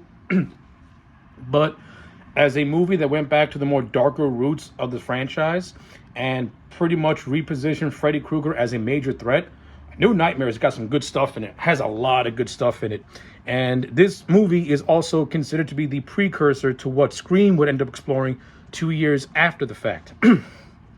But before we talk about this movie proper, let's talk about some unproduced nightmare movies that I thought could have made for some interesting films. So let's go back to Freddy's Dead. So during the pre-production of A Nightmare 6, Peter Jackson was actually brought in to write a script, and he ended up writing a script called A Nightmare on Elm Street: The Dream Lover, in which it would portray Freddy as being just weak and feeble, and kids would purposely fall asleep to go into the dream world just to harass and bully him. It's not until Freddy kills one of the kids where he's able to get his energy back, and this would lead to Freddy haunting the dreams of a cop who would be put in a coma, rendering permanently in the dream world. Now, if you've never read the premise of the Peter Jackson script or the script itself, it's very interesting, and it could have made for a really cool movie. I mean, instead, we end up getting what Rachel Talalay gave us, which is a complete, utter parody and embarrassment of a movie, and that is what it is. But that Peter Jackson movie, I wish to this day that we can get some semblance of it in a Freddy movie when one would ever come out. Hell, go the route of animation, because I think A Nightmare on Elm Street in an animated format would be absolutely bonkers, and I would use the Peter Jackson movie as my launching pad. Now, we got that Peter Jackson script. Not to mention, let's not forget the syndicated TV show Freddy's Nightmares, which I have seen, and I do like Freddy's Nightmares. It's a cheesy horror show, but it does got some decent episodes. The first episode is done by Toby Hooper, which more or less explores the origins of Freddy Krueger before he was brought to vigilante justice. I think that's a 2-parter episode. I can't remember, but it actually is really well done, and I like it a lot. And you do got another handful of episodes that were done by horror legends like Tom McLaughlin from Friday the 13th Part 6, and Mick Garris, who is known for doing a lot of work with Stephen King. So if you can find Freddy's Nightmares, which it's a very, very hard show to find since it was syndicated. So I think there's like a lot of rights issues going on with it. So it's never had a proper release. But sometimes you can find episodes on YouTube if you're lucky. If you have the Nightmare on Elm Street box set that came out, I want to say in 2010 or 12, I can't remember which. They got like a handful of episodes on that. So check it out. It's a fun, cheesy show. Freddy Krueger more or less acts as like the crypt keeper. He's in every episode, but he acts more as like a host. But he does have a handful of episodes where he's the main focal point. So yeah, it's a cool little nostalgic show if you can get your hands on it or find anything. It's basically the Nightmare on Elm Street version of Tales from the Crypt. So it's fun. So with all that out of the way, now we can go back to New Nightmare proper. So more or less, Wes Craven was brought in to try and reinvigorate something into the Nightmare franchise, which had lost a lot of steam and became a joke of itself. So basically, Wes Craven wanted to bring the character back to its origins, back to its roots, so to speak. And he also wanted to get the financial compensation that New Line owed him, and rightfully so, because basically New Line took his intellectual property, and Wes Craven was never properly compensated. Give the man his money. Bob Shea New Line made a lot of money off Wes Craven's idea, and it wasn't until 1994 where Wes Craven was able to see a profit of that. Give the man his money. He deserves it. That's actually that story is actually covered in the Never Sleep Again documentary, and it's actually a very nice little story between Wes and Bob Shea. Like, I got nothing against Bob Shea. Like, Bob Shea is the producer that shepherded the Nightmare on Elm Street franchise and really got it out there. But as a businessman, he had to make business decisions, so I get it. But to me, Bob Shea always came across as somebody who more or less wanted to make the best possible movies that he could possibly make. Again, with this franchise, a lot of those movies vary in quality, but I digress. Yeah, so initially, the movie was meant to be called A Nightmare on Elm Street Part 7, The Ascension. But since Wes Craven couldn't make his story make any sense within the confines of the Nightmare franchise, which gone off completely off the rails, he decided to go into a vastly different direction, and instead he made a 10-year anniversary movie that more or less examined the influence of A Nightmare on Elm Street and its status in pop culture.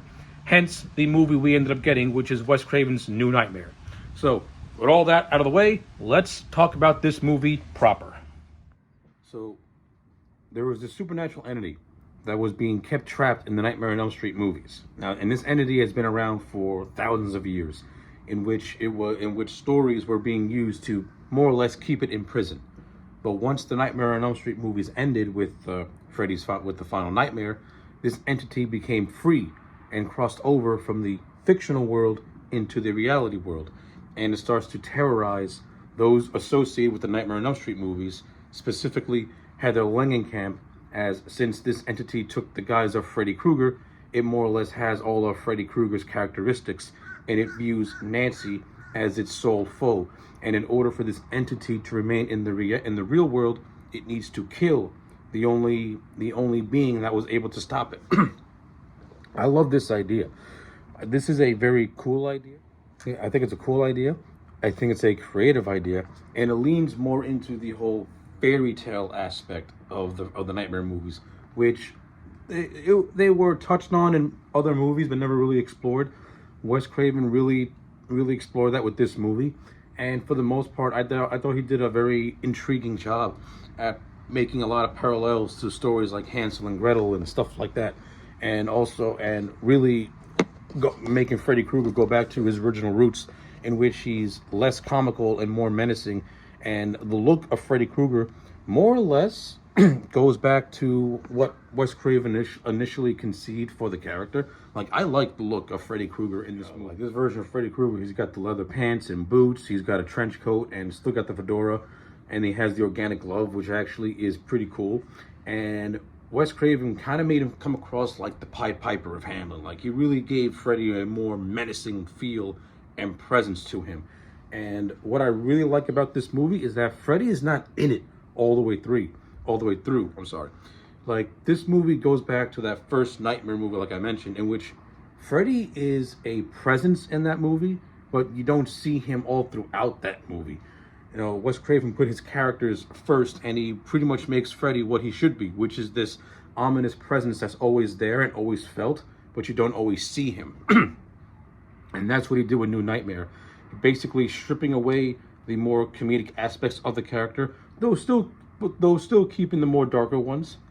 But by making Freddy making Freddy not so prominent, he makes him back to being like a force of nature. That's something that's always there, and something that's always just waiting to come at you. And that to me is when Freddy Krueger is at his best, when he's omnipresent instead of always present. Because when Freddy's always there, he stops becoming scary, and he stops becoming funny. And that's the one thing that you don't want to do with Freddy Krueger if you're trying to go back to its roots of a more darker character. You want to keep that dark sense of humor, but at the same time, you don't want him cracking jokes like he's on David Letterman or something like that. So, how Wes Craven was able to more or less reinvent Freddy back to what he should have, back to what he started off as. Great stuff, love it. And to me, Robert Englund gives one of his better performances as Freddy, pretty much channeling his performance in that first movie. So, yeah, so you can't go wrong with that. Other stuff, the cast in this movie, proper, good. Heather Langenkamp playing a fictionalized version of herself. I thought Heather Langenkamp did her best performance. I thought she did a better job in this movie than she did in Nightmares 1 and 3. Not to say she was bad in those, but in this movie, she got to stretch for more dramatic chops.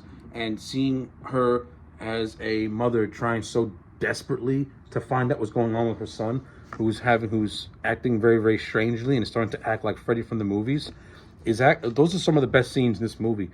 Is just Heather being a mom and trying to protect her child at all costs. Like, it's a really good performance. And also, not only that, Dylan and Heather have some very nice scenes together, especially the scene where Heather is reading him a story about Hansel and Gretel. and then he tells her about Rex, who is his protector from Freddy in the dream world, from Freddy from coming up to try and hurt him. Like, they got a lot of great scenes. They have a lot of really good scenes together. I like the whole thing of Heather's husband being killed off by Freddy, which adds just another layer, another texture to this movie. So in addition to Dylan being haunted by Freddy, this young kid is trying to accept the fact that his dad is dead. And how does a kid handle something like that? Like, it's an idea that the movie presents, and explores it a little bit with this really good scene between Heather and John Saxon while they're at a park while Dylan is playing. Fun to see John Saxon, always great in these movies. I like how his character is still portrayed as a father figure, but now he's more like a friend who acts like a father to Heather. So you can't go wrong with that. And other cast members do their roles too. You have Robert Englund, who makes an out of makeup cameo. He has the best scene where he and Heather are on a talk show, and he appears as Freddy in makeup, and he's just hamming up and mugging for the camera. But the way Wes Craven filmed this scene is pretty cool.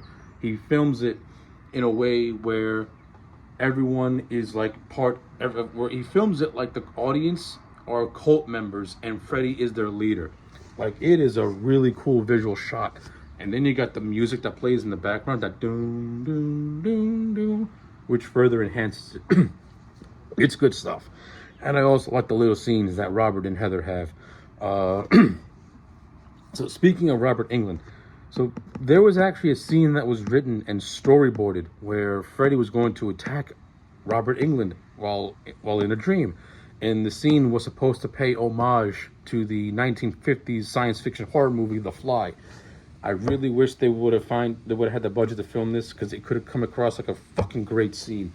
And just the idea of Freddy attacking Robert Englund is something that we got robbed of in this movie.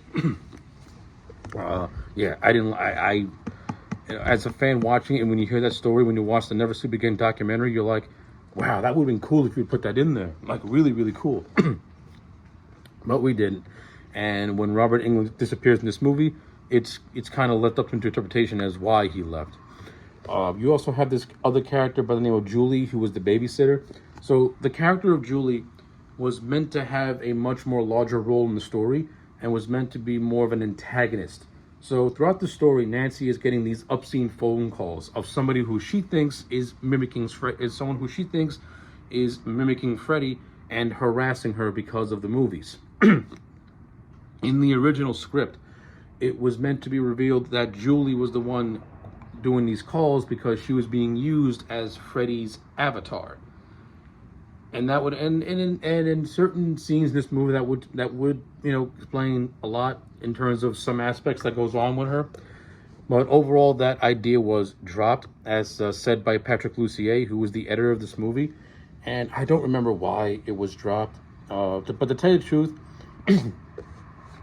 the truth, even when you watch this movie as is, it still plays fine. I don't think you really needed something like that, to be honest with you, because you already have Freddy possessing Dylan in a way, possessing Dylan, and already trying to use him. So I don't think you needed to have two of those. I don't think you needed to have a human villain anyway, to be honest with you.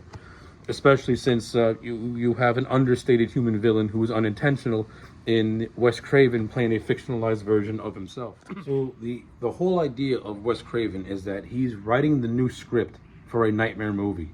And what makes it interesting is that the script he's writing is what we're seeing be played out right before us.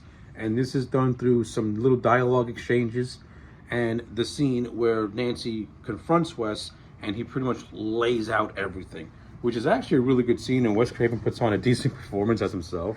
And he comes across as like this horror maestro. And he basically tells Nancy that if she's to stop this evil entity from invading the real world, she has to portray Nancy one last time, because the only way to trap this entity back into the fictional universe, they need to make another nightmare movie.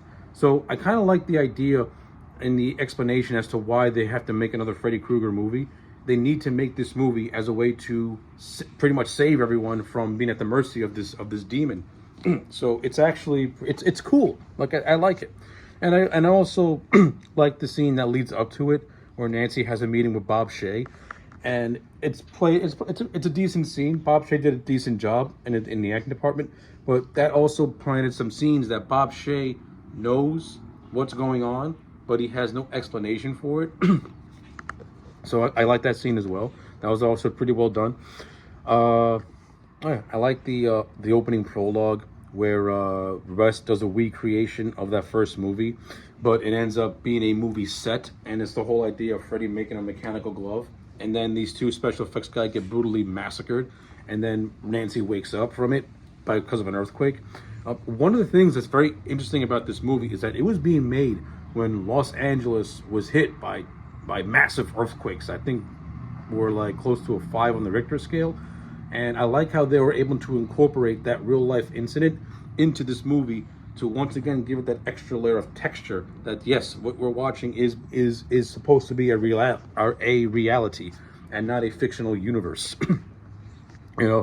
Once again, Wes Craven trying to just incorporate these little things into his movies to give it more of a sense of realism. It's great. I love it. I like the whole funeral scene when Chase is being buried. It's actually a really creepy scene in which Heather gets a concussion after an earthquake happens, and then Freddy is coming from her husband's coffin and dragging her son down to the bottom, and then her husband's corpse comes alive and starts saying, "Stay with me, Heather." That's another creepy scene, also well done. And this funeral scene is also cameo central because you get to see Tuesday Night, you get to see Jesus Garcia, and a lot of the Nightmare alumni. Fun fact was that Johnny Depp was supposed to be in this scene, but Wes Craven was too afraid to ask him, and then later found out that Johnny would have did it if he would have asked. That's another nice story too.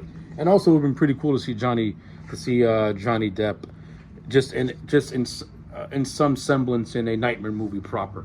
I think it would have been cool. What else? Yeah, I think a lot of people might find this movie boring because it doesn't play like a straightforward.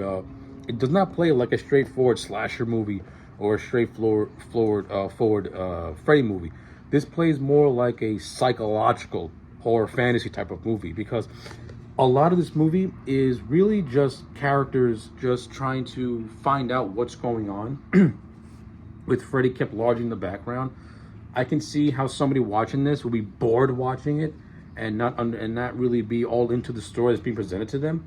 But if you're somebody who wants to see a different interpretation of Freddy Krueger and see a movie that is played much more smarter and not dumber, and is actually telling an intriguing story, The New Nightmare is the movie for you. Because even though it may have a slow and boring pace, there is always something happening, and there's some intrigue going on. And Wes Craven's commentary on the franchise, on how it went from this little thing to this massive media thing, is actually a cool examination. But that's not to say you don't get some fun scenes. Like when we first see Freddy, it's over an hour into the movie, and he chases Nancy around her apartment, which is a nice little scene.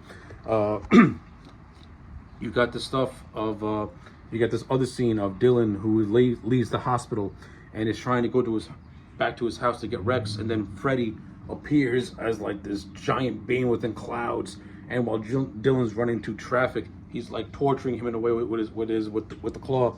That's another really cool and creative scene. And then you get the whole third act where they go into Freddy's fantasy land, and the architecture of this thing looks awesome. It looks really fucking cool.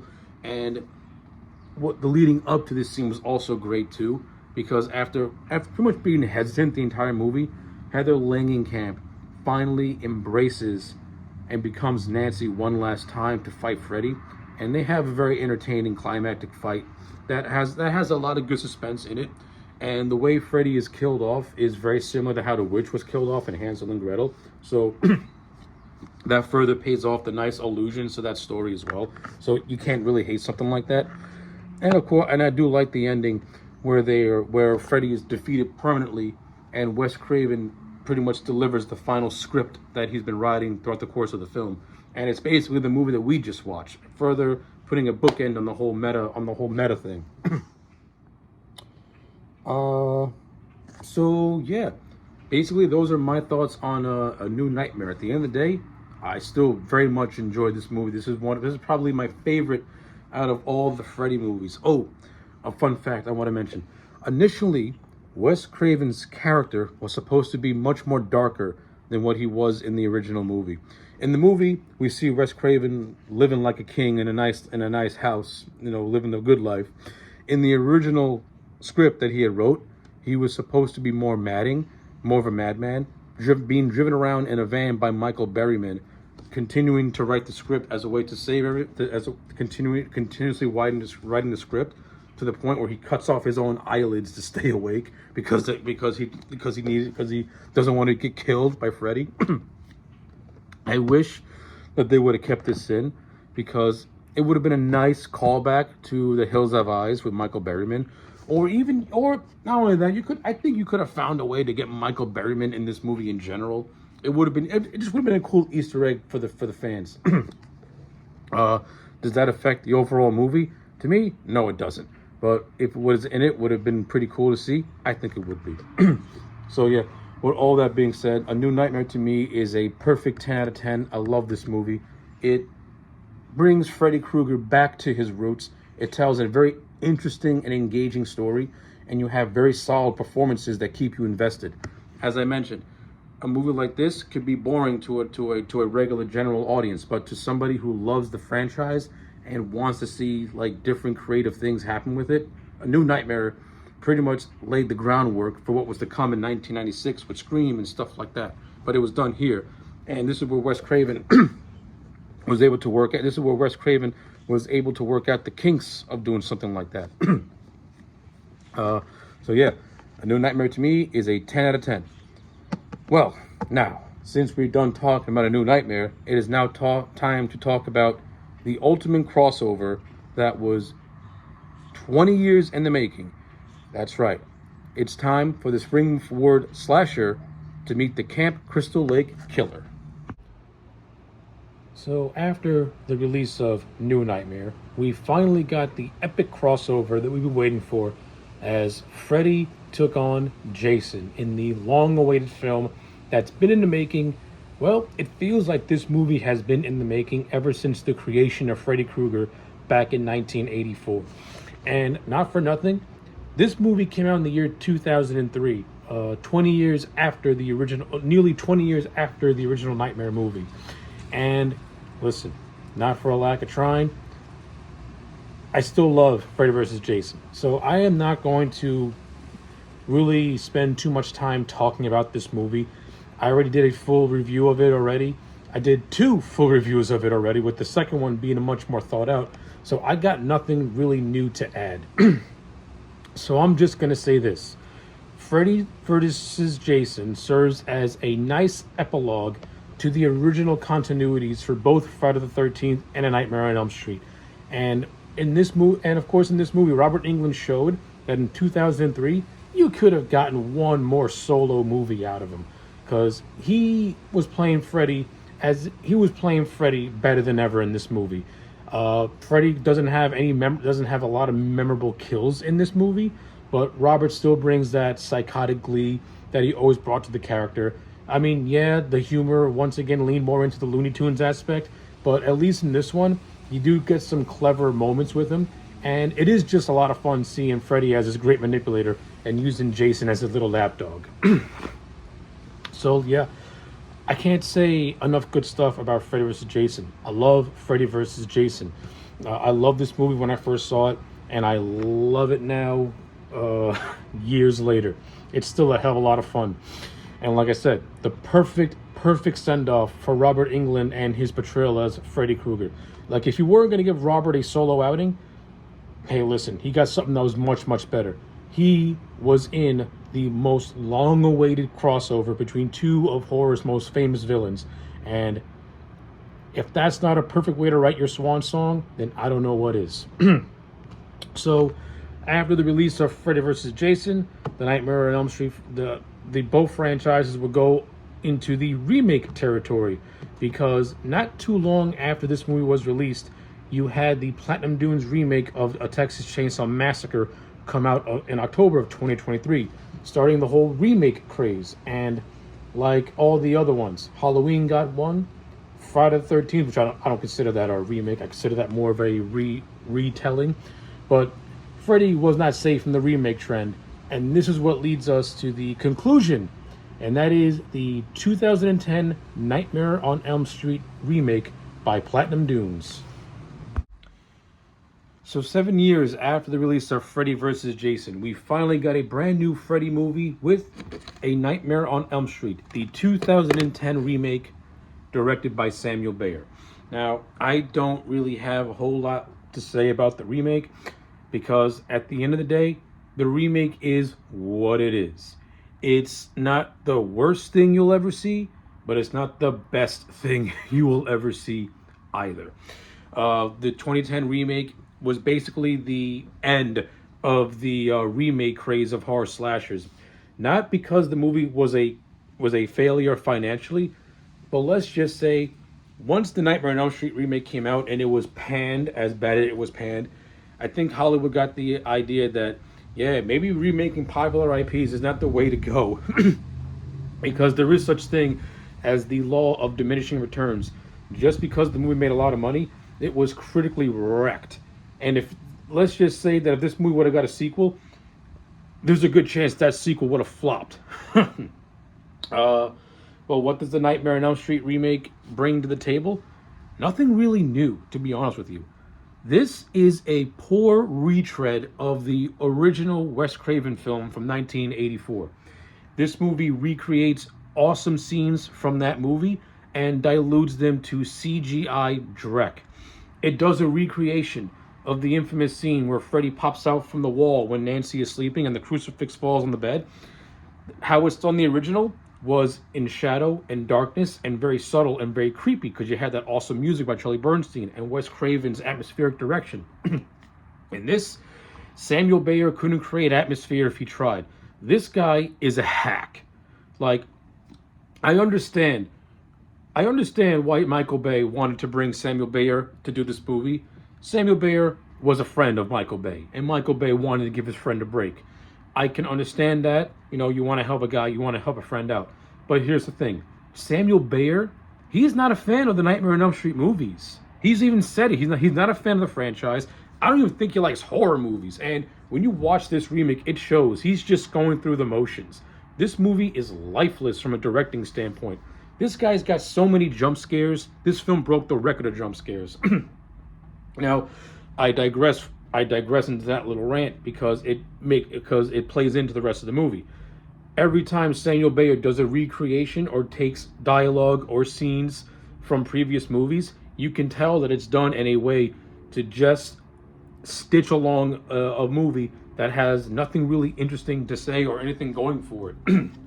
Yeah, the recreation of that iconic bedroom scene with Nancy is done in CG and it looks like garbage. He did a recreation of the scene where where Nancy's in the bathtub and the glove comes up between her legs. In the original movie, it's creepy and like it's creepy. In this one, it's not creepy. This movie lifts dialogue from previous films, and when the characters say it, it feels so forced. It feels so inorganic. It feels like forced references, and I don't like it.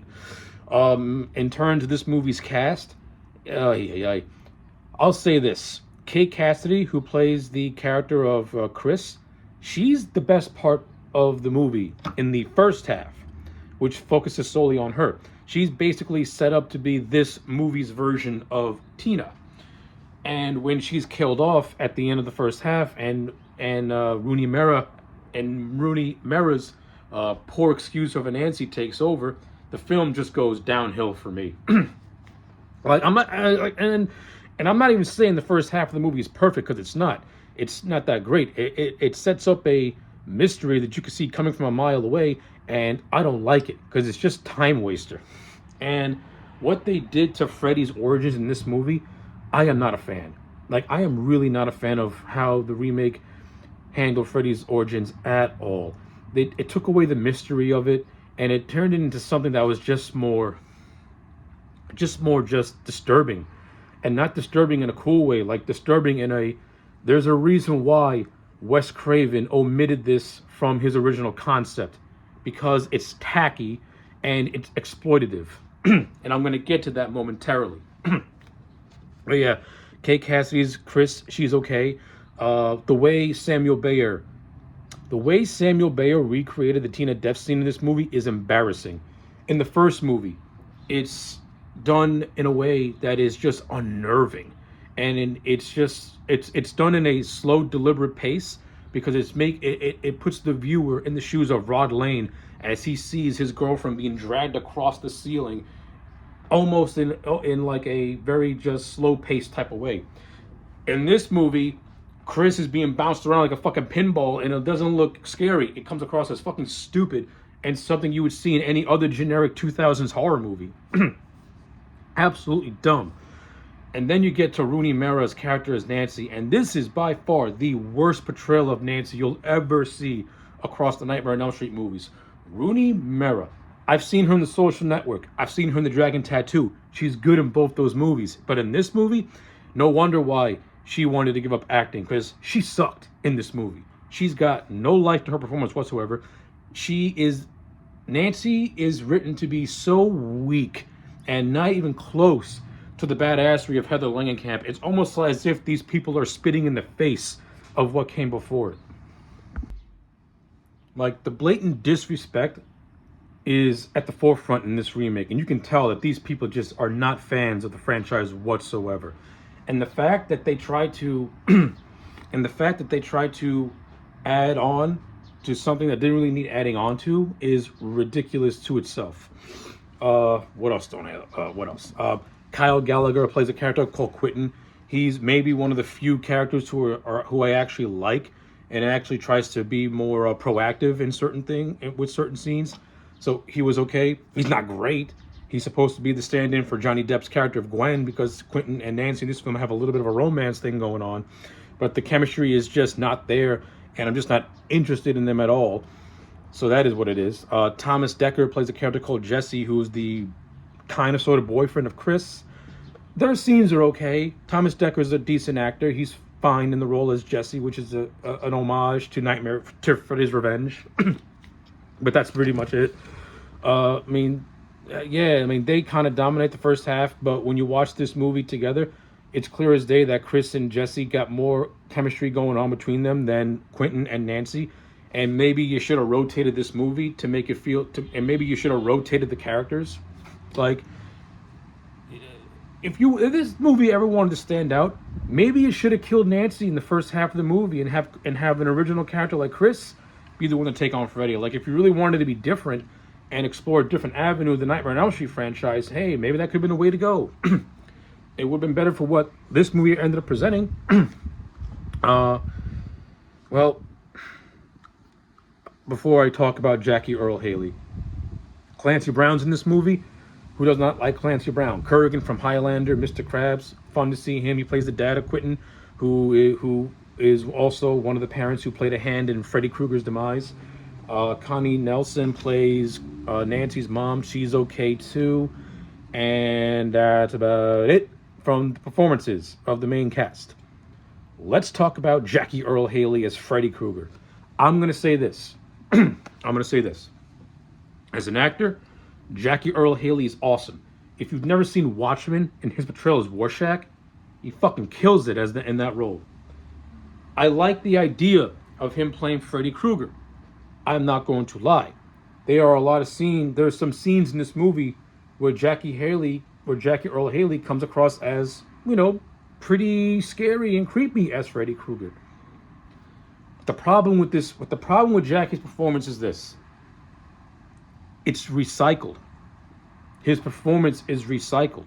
Nothing that Freddy does in this movie is unique or different as to how Robert Englund played him. If anything, this movie did go back to the more darker roots and kind of lessened the comedy of Freddy Krueger. But again, Freddy Krueger always had a sense of humor to him, even in that first movie. No, in the remake, you get spurts of that dark sense of humor in this movie. And when I mean spurts, I mean like if you blink, you miss it. That's how bad it is. Like, they play Freddy Krueger more as just like a guy that kills you in your dreams and forgot to give him charisma, which is ridiculous because Jackie Earle Haley is a very charismatic actor. But through a lot of this movie, his performance of Freddy Krueger just feels so robotic. It feels so lifeless. And he's completely underutilized. Again, he has a couple of decent scenes that are peppered all throughout this movie.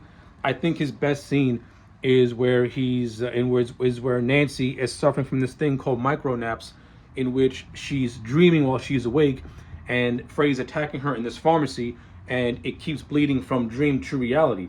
That's actually a cool scene, and if this movie would have had any brains, it would have played more of those scenes up. Instead, those scenes are very few and far between. And you do have one decent joke that got a chuckle out of me, where Nancy and Freddy confront each other towards the end of the movie. Nancy tells Freddy, F you. Freddy's like, ooh, sounds like fun. That's actually relatively funny and plays into Freddy's dark humor a little bit. But again, Freddy's dark humor is seldom seen, and Jackie Earle Haley's version of Freddy comes across as just a typical killer that just talks but has no charisma to him. Now that I got that out of the way, let's talk about how they handle Freddy Krueger's backstory in this movie, because, oh my god, does it suck. So this movie presents the idea of a mystery, and these characters unraveling a mystery from their past, in which, up until them going to high school, they never met each other. It's revealed throughout the course of the movie that they've known each other ever since they were like children at a preschool. So the whole idea this movie presents was that Freddy was a gardener at this preschool, and he allegedly sexually assaulted these kids. And the whole mystery basically plays out as, was Freddy innocent, or did he really do this thing? You all know the answer. Freddy really did these things. But what I hate is that they went down the route of Freddy being a child molester and not a child killer. I don't like this. I don't like this change at all.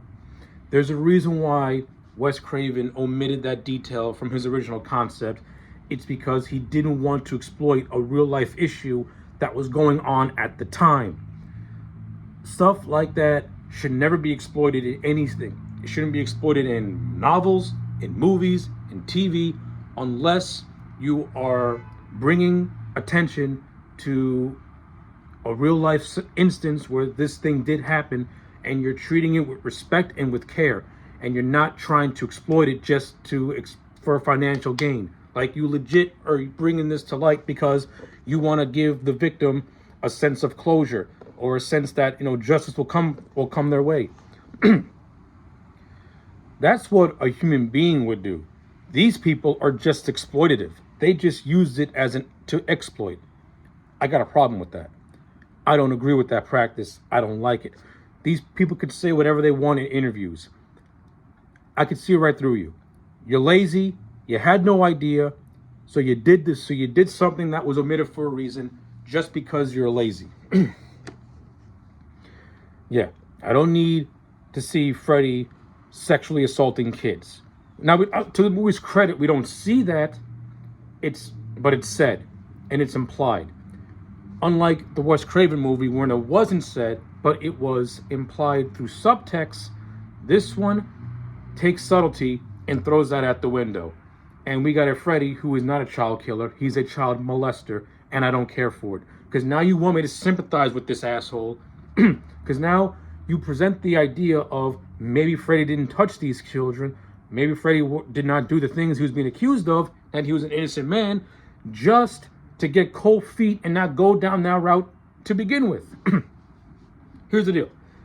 If this remake had any balls, maybe it would have went down the route of making Freddy Krueger sympathetic, and him being innocent, and him never having touched these children.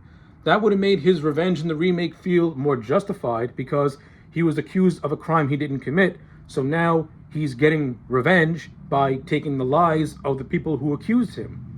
Okay, I can somewhat get behind that idea. It's a different take, and it does a whole recontextualizes Nightmare on Elm Street to Freddy being more of a dark vigilante avenger. I still don't like the idea of heroizing Freddy, but it's a different direction. They didn't go down that route. They went down the route of, yes, Freddy did these things. Yes, he's more of a monster than he ever was, and that's what we're gonna put our foot down. I don't like it. I don't like it whatsoever. And then you get to the whole ending, in which Nancy realizes that in order to stop Freddy, you got to pull him from the dream world. So after just a whole lot of boring stuff happening in the dreamscape, in which Freddy is harassing Nancy and trying to keep her and trying to make him his victim, she pulls him out, and they have a boring fight, which Nancy kills him after saying, "Welcome to my world, bitch." She lifted a line from Freddy vs. Jason, but where Monica Keenan was more badass when she said it, Rooney Mara sounds like she's just saying it because it's the last thing on the script and she wants to go home. Dull and stupid. And then you get the stupid scene of Freddy not being dead and killing Nancy's mom. Whatever. Alright, so with all of that being said, the Nightmare on Elm Street remake, it's going to go right with Freddy's Revenge and right with The Dream Child. It's a 4 out of 10. This is not the worst remake you'll ever see.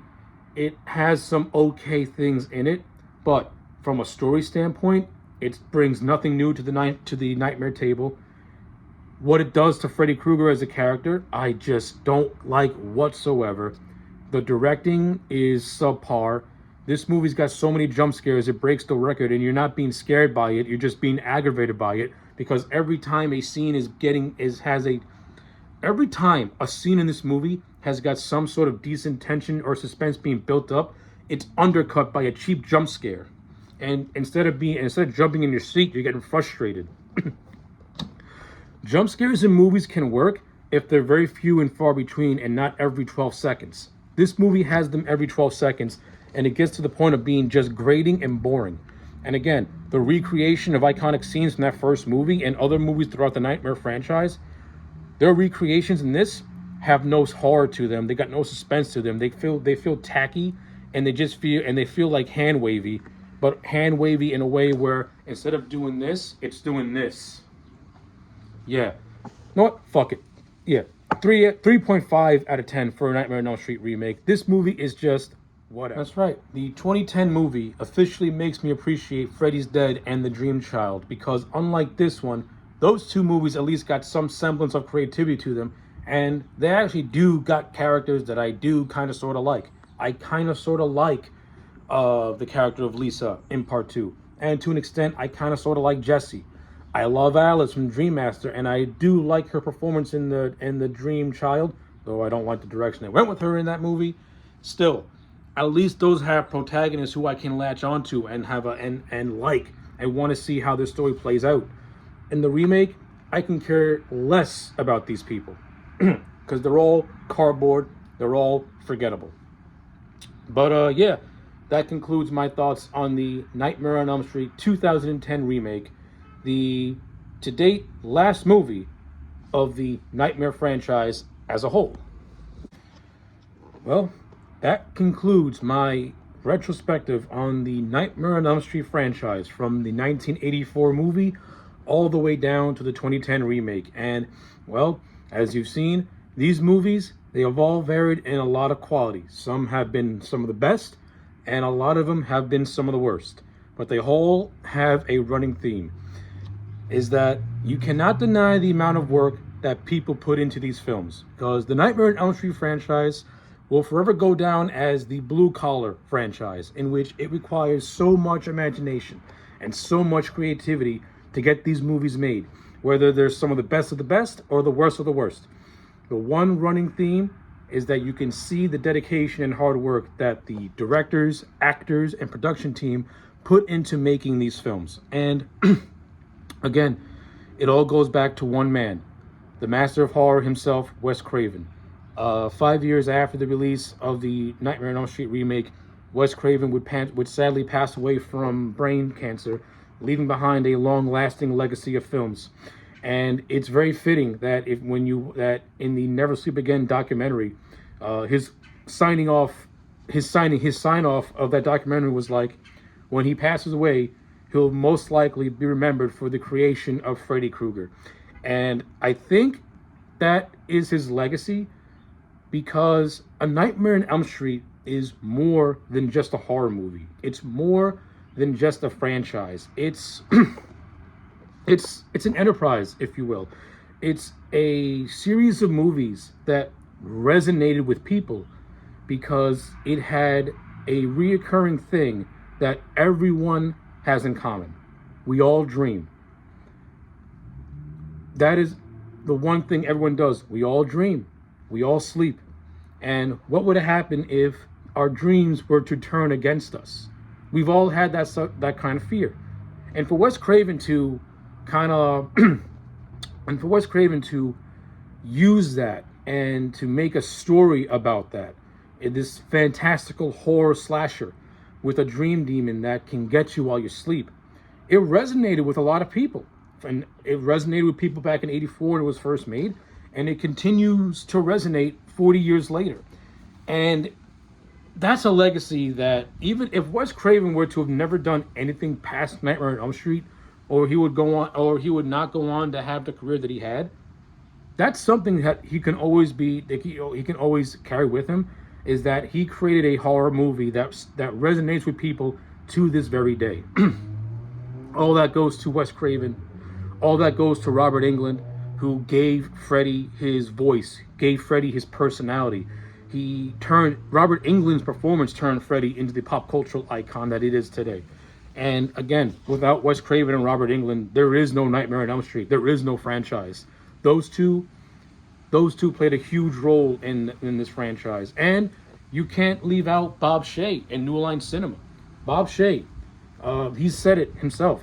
His whole life, all he ever wanted to do was to entertain others and to produce movies and produce films. And through New Line Cinema, that was what he was able to do. And the Nightmare on Elm Street gave him the platform to do such a thing.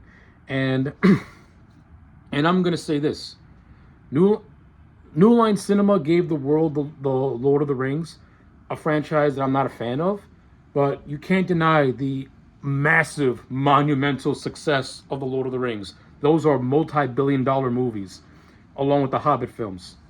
But we would New Line Cinema would not have been able to do those movies if A Nightmare on Elm Street was not the success that it was and helped turn New Line Cinemas into a little mini major. Hence, why New Line Cinema will always be known as the house that Freddy built, because Freddy did build that house. Freddy made New Line Cinema a player in the world, in the movie world. Without that franchise, who's to say what would have happened to New Line Cinema? Again, that's why I say the Nightmare on Elm Street movies, they vary in quality, but the running thing is that they're blue-collar movies. And you can tell that the hard work is in there. Even in the remake, even though I don't like the remake, you can still see that people put their hearts and soul into it. And they did try to make a decent movie, even though I don't like it, but that's not the point. So, yeah, A Nightmare on Elm Street. It will never go down as my all-time favorite horror franchise. It's number 3. Friday the 13th and Halloween are right above it. But Freddy Krueger not only earned his place among the pantheons of horror villains, he deserves that place among the pantheons of horror villains. And to tell you the truth, a lot of people love Freddy Krueger, and it's hard not to say why. It's Freddy Krueger. He's great. The innovativeness, the inventiveness, the personality, everything, the charisma, everything about him is just so fun to watch on screen. And 40 years later, we're still going to be talking about Nightmare on Elm Street. We're still going to be talking about Freddy Krueger, and the franchise will still be making fans as every day passes by, as every hour passes by, as every minute passes by. And that will forever be the legacy of A Nightmare on Elm Street. So, with all that being said, thank you all so very, very much for watching this retrospective. If you saw it from the opening second all the way down to the end in one sitting, you are a trooper. I thank you so much for doing that. To those who want to watch these reviews in isolation, I will provide timestamps for every single review in the description box down below, so you can jump around to whatever section you want to hear me ramble on. I'm just a fan who loves these movies, who loves this franchise, and I wanted to give my definitive take on the whole thing. And I thought, hell, what the hell? Why not do a retrospective? I love watching retrospectives. I've seen many on the Nightmare on Elm Street films, and I wanted to give my own personal take on it.